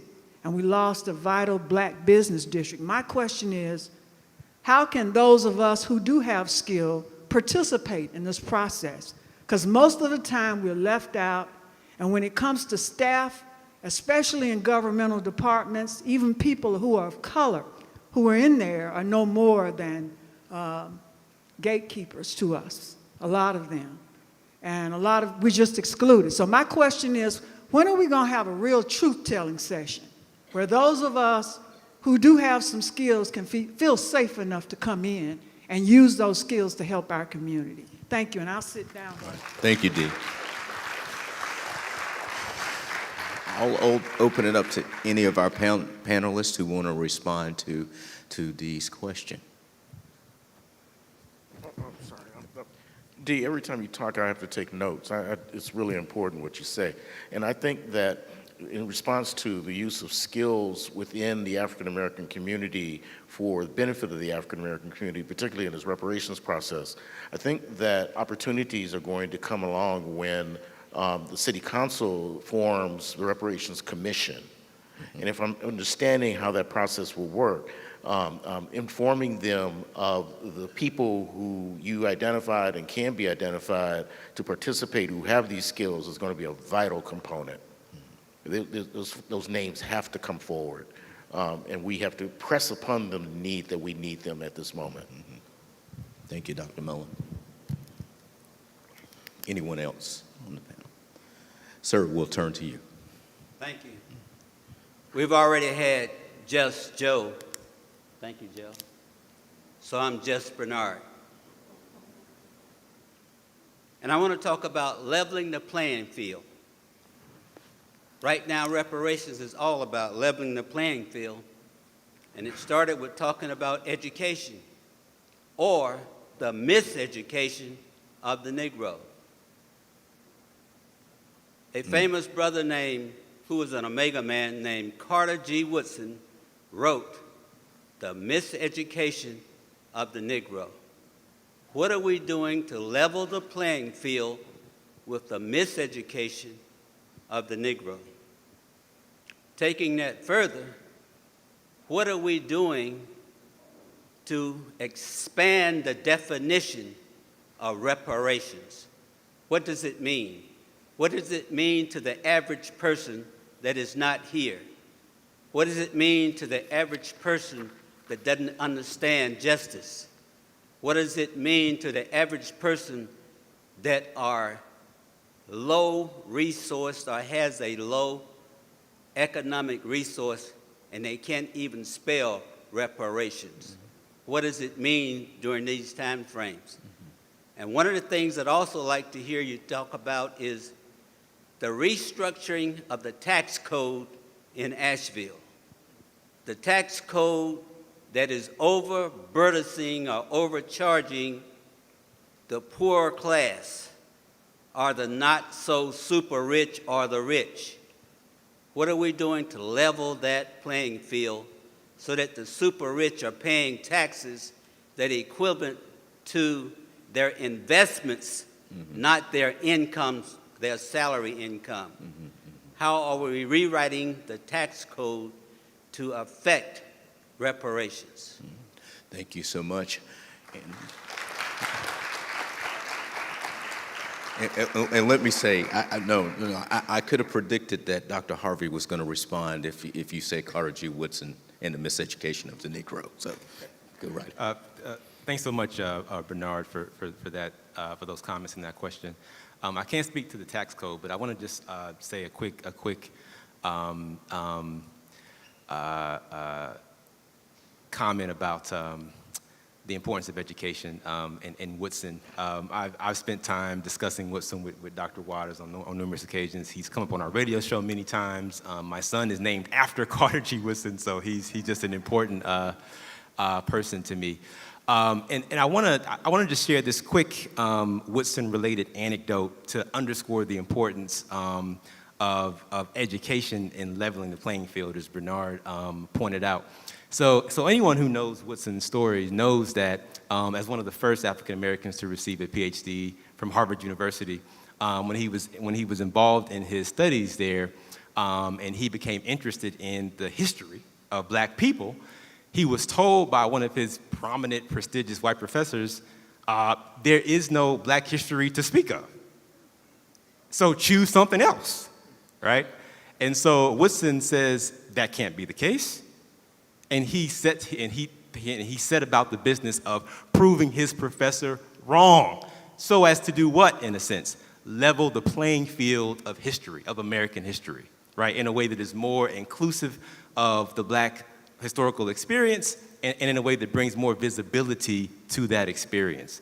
And I think that, that Woodson's work also was really important in exposing the very sort of strategic ways in which African Americans have been miseducated in this country, right? And so I think that when we talk about reparations, and I like Bernard's point about expanding our definition of it, I think that this is one of the reasons that education has to play a central role in reparations, right? Because I think that there is no leveling of the playing field if that does not involve an expansion of the narrative, right? Going back to Rinku's point about America's deeper narrative, right? We have to sort of re-educate ourselves as a community and also as a black community. So, Dr. Harvey, thank you.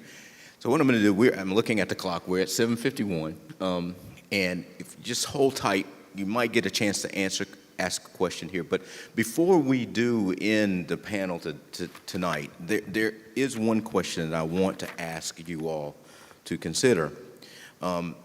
Again, I think I want to say that I think that Deborah Campbell, the city manager, and her team, working with the city council, have found a good way to launch what is going to be a long-term conversation.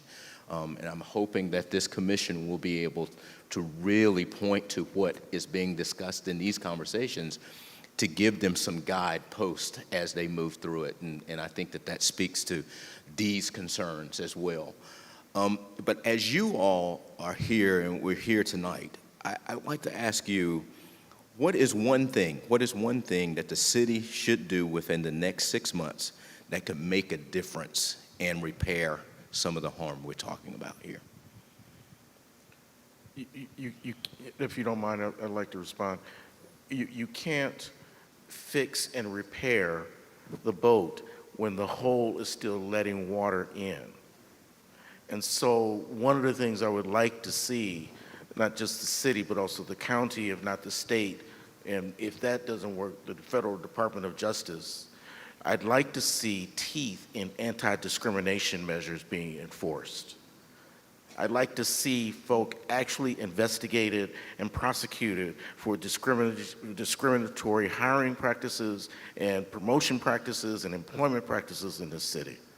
Because we can't expect wealth to be generated if the folk who are perpetuating injustices are never brought to trial. Thank you, Dwight. enforcement. George, we'll turn to you. Mine would be a change in curriculum, right? I mean, that's what we need in this country regarding education. I hear it, and being a teacher before I went to law school, we don't need a Black History Month. We just need the real education, right? Everyone is getting miseducated, not just African Americans. Everyone's getting miseducated by what's giving out. So the one thing that I would like to see changed here locally would be an adaptation of a more truer history that we have. Thank you, George. Yes, and I think George just stole what I was going to say, but that's okay. I mean, so myself, an educator, I'm a professor at UNC Asheville. I just can't overstate the importance of really rethinking American curricula. I never cease to be amazed when I encounter college seniors, right? College seniors who have little to no knowledge of people like Frederick Douglass, right? Little to no knowledge of what slavery was actually like, right? Little to no knowledge of what came after the Civil War, right? Reconstruction, the rise of white supremacist organizations like the KKK, which Brother referenced earlier, right? Little to no knowledge of lynching, right? And the reason that lynching occurred, what it was intended to do. And so, yeah, I think that I would love to see more attention given to curricula, more conversation around curricula, and certainly more resources devoted to revising curricula at the elementary, middle, high school, and collegiate levels. Thank each of you for responding to that. And George, you also, if I could here, you talked about access. And I think that we need to have a conversation about access and what access looks like. I mean, there are many commissions and boards that the county and the city has. And I have discovered that if there is not a person of color on some of these, on these commissions and boards, then people are overlooked. But then also the way that many of these boards and commissions operate, it makes it difficult for people who are working hard every day to give the type of time that is required. So we need to really think about that piece of this too. So access, I think, as you just said earlier, George, I think is an important thing for us to think about. Because if people of color are not at the table where the decisions are made, people get overlooked. They're blind spots. So Rob, let me turn to you. And if we have time, we'll turn to you. All right. But yeah, thank you. This has been an extremely informative panel discussion. I'll make my question very quick so that we can continue. What are some policies that you think should be immediately implemented, and what institutions should be implementing these policies? And how do we make that happen? If you all can answer that.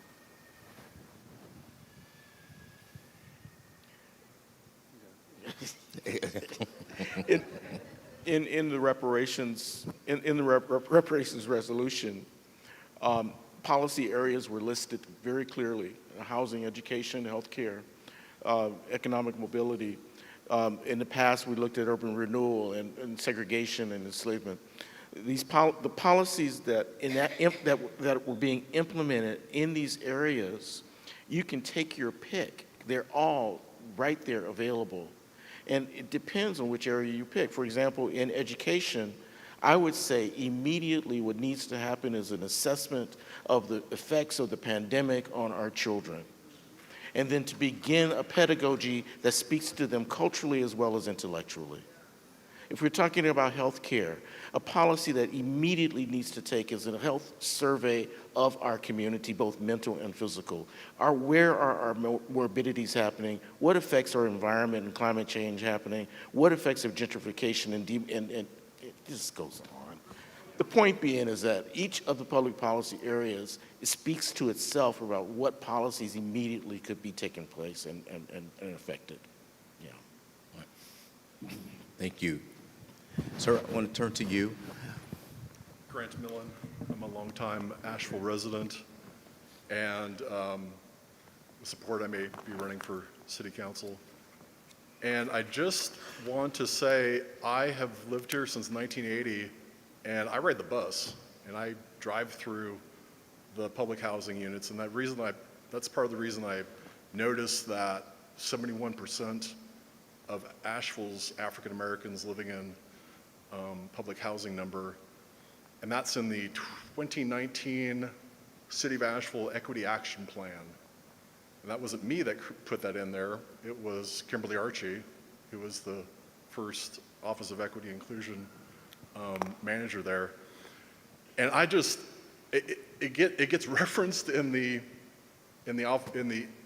Equity and Inclusion Assessment that just rolled out this year. And if we don't know that, if we don't know what's in that assessment, because 0 journalists covered that assessment, and that number, 71% of Asheville's African Americans living in public housing, it's in appendices, and the way they talk about public housing, you kind of talk about it, but how can you not? It's like the PowerPoint, 71%, and then you describe in smaller font African Americans living in public housing. So segregation happening now. But I want to tell you that this can get blown up. Defunding the police is over because Atlanta, the black leadership in Atlanta, is just the past few weeks saying, law and order. It's law and order again. And I'm really interested in pinpointing stuff. If I'm going to be talking about making Mission Hospital a public hospital, and there's stuff to do, but it's really for all of us. It's for, I talk about the disabled, because when you talk about the mentally ill and the people in substance abuse, that's the disabled, and the ones who are black and disabled in Asheville, they're really the ones who are probably suffering a lot. But I'm not going to take up a whole lot of time tonight, but I'm really interested in seeing this unveil and move forward. And I'm going to help focus this. And people may get really angry at me sometimes because of the stuff I bring up. And like street fentanyl, this town is like a hub of illegal fentanyl. And it's tragic, and people are not talking about it. City Hall is not wanting to get into this. But I'm really interested in seeing it for real. Asheville's African Americans being that better future. Grant, thank you so much. And I want to thank each of you all for being here tonight and being engaged in this conversation. As we said at the beginning of our time tonight, there'll be opportunities for you to offer comments and questions. And I'm sure that we can get questions to our panelists to get them to respond to those questions. We want to thank you for being here tonight. We have stayed pretty much on time, so we've done pretty well tonight, Deborah. But again, as I get ready to turn this back over to MC Ellis, I want to say again to just recognize the hard work that the entire team is doing to put this together. Thank them for that work. I want to thank Deborah for her team, for the thoughtful way that they are going about opening up this larger conversation for this community. And thank you all for being here. And we'll see you again next. Well, do we want to extend time out?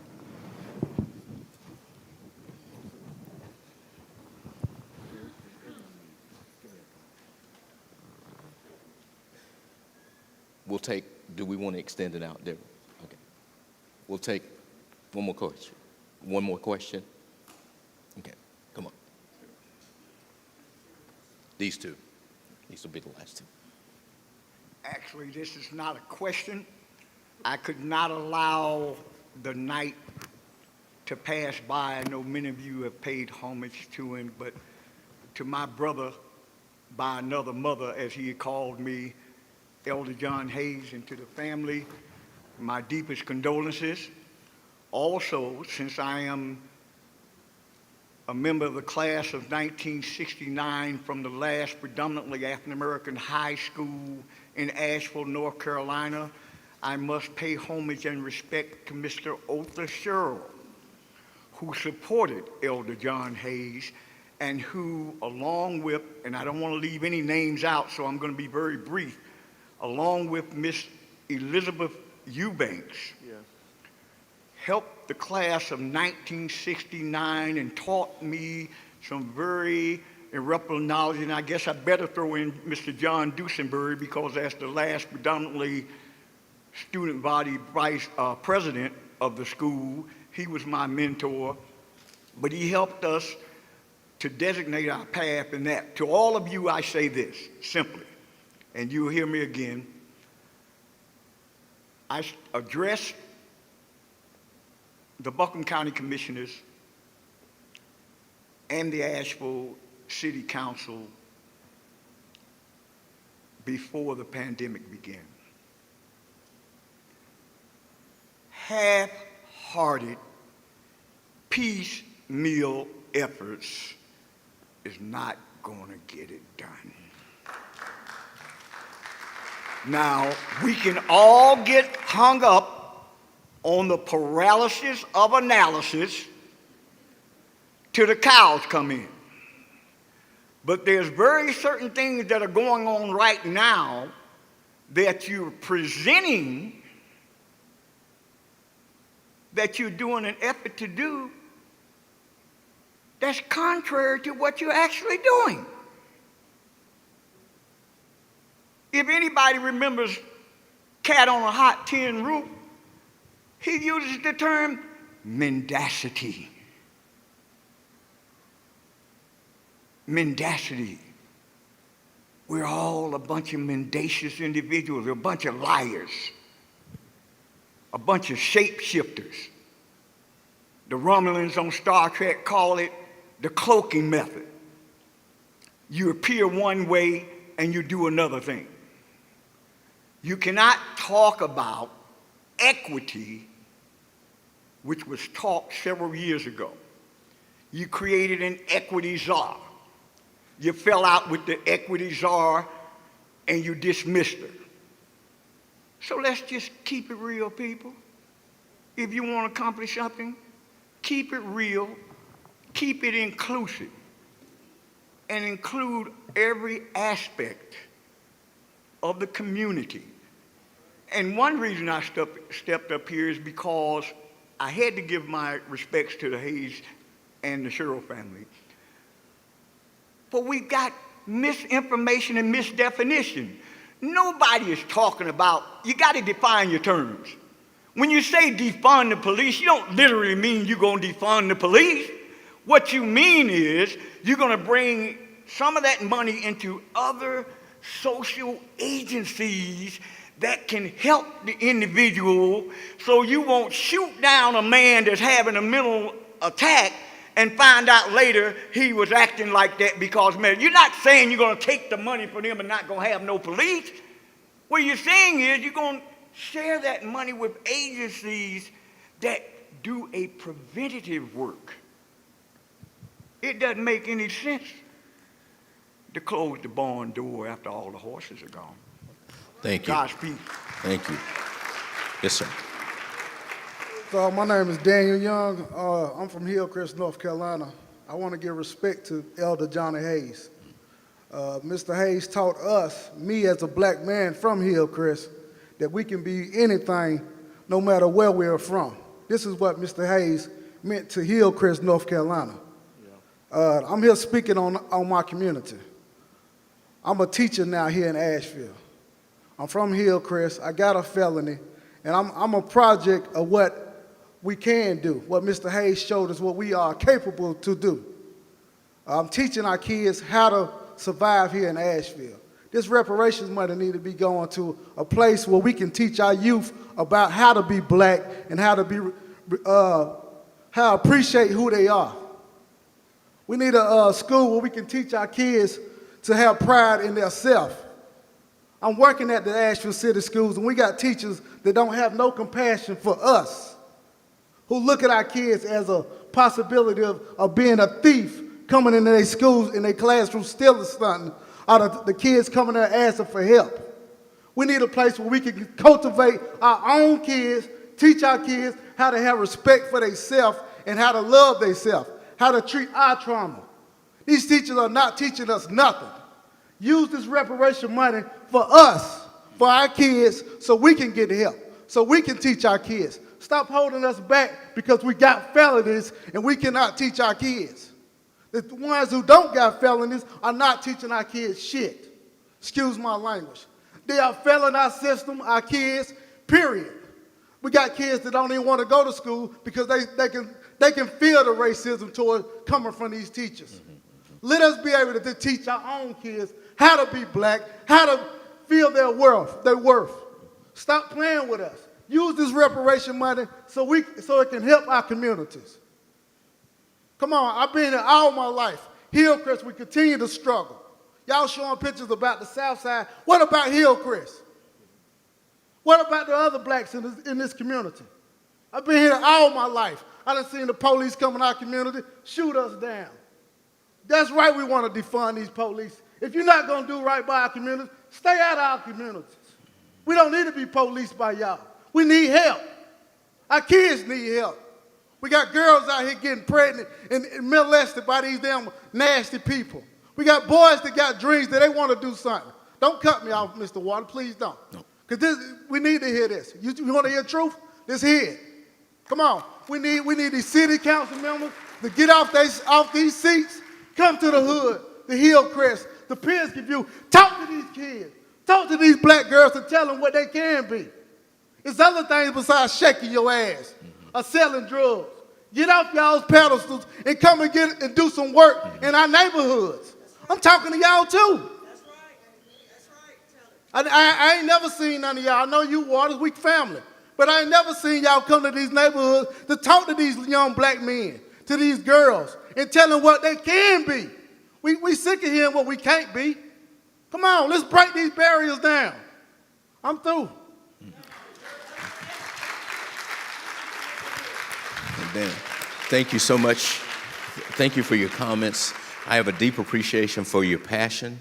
Does anyone want to respond to Danny's comments before we turn the floor over to MC Ellis? Y'all keep looking at me. No, my brother, we have been on the same side in a different front of the war. And so because we can't all be on each front, don't think that I don't have your back. Mm-hmm. This is about the business of saving ourselves, and I want you to understand that the children in Hillcrest are as much a concern as the gentrification of Shiloh. They're just as much a concern as the mental health status that we might not get in the healthcare system. All of these things are equal, and it's important to keep our eyes on each of those prizes, not on the prize, on each of the prizes. And I appreciate your candor. I really do. Mm-hmm. Anyone else? Well, again, Deborah, thank you so much for extending time out a little bit so we could get those last two comments in. And what we're going to do now is I'll turn the floor over to MC Ellis and DJ Damien. And we hope to see you all again next week because the conversation will continue next week as we look towards the future. Thank you.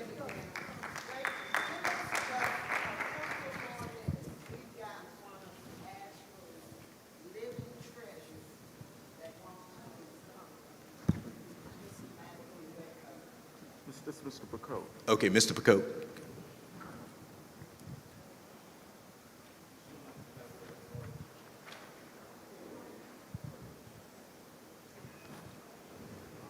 Thank you all very much. This has been very informative, but I'm going to cut it as short as I possibly can. We talk about reparations, we need to expand it, and I'm certainly in agreement with that. Now, exactly what term he meant when he said expand, but I'm going to take us back to affirmative action. If those who have been around, remember from affirmative action, it was reckoned extremely great to bring about some parity between the Negro and the white community. And the courts shot that down. The courts, because it was working so well, making a difference between the races, it was cut down. So we want to be careful with the name reparation, because it might narrow what we're trying to accomplish. When we talk about reparation, I believe we have to be talking about all of the people who are descendants of those who were wronged from the very beginning. And then when we start narrowing it down to certain groups and that type of thing, we might set ourselves up for some type of court challenge to come back and undo what has been gained up to that point. It was made a moment ago. We can go back to 1850. We can talk about General Sherman. We can talk about the 40 acres and a mule. And it was instituted. And then it was taken back. But the trick behind the whole thing was it was 40 acres and a mule, but all of the mules had been in the war, 2,600 of them, and they were derelict. They couldn't even move. So therefore, that could not be instituted as it was put before us. So as we deal with this reparation process, let's be very mindful that in 1991, one of our renowned representatives on government mandate and monies formed 16 attorneys to study reparation. And before he left office, they were still studying it. In 2016, Sheila Jackson Lee has formed a group of attorneys to study reparation. From neither one of these initiatives has anything happened or come of it that we could learn from, and this is on a national level. So I'm saying to all of us, let's be careful, let's go forward, but let's be careful how we determine and continue in that name, reparation. Thank you. Thank you, Mr. Picot. Thank you. All right, MC Ellis and DJ Damon, thank you all for being here.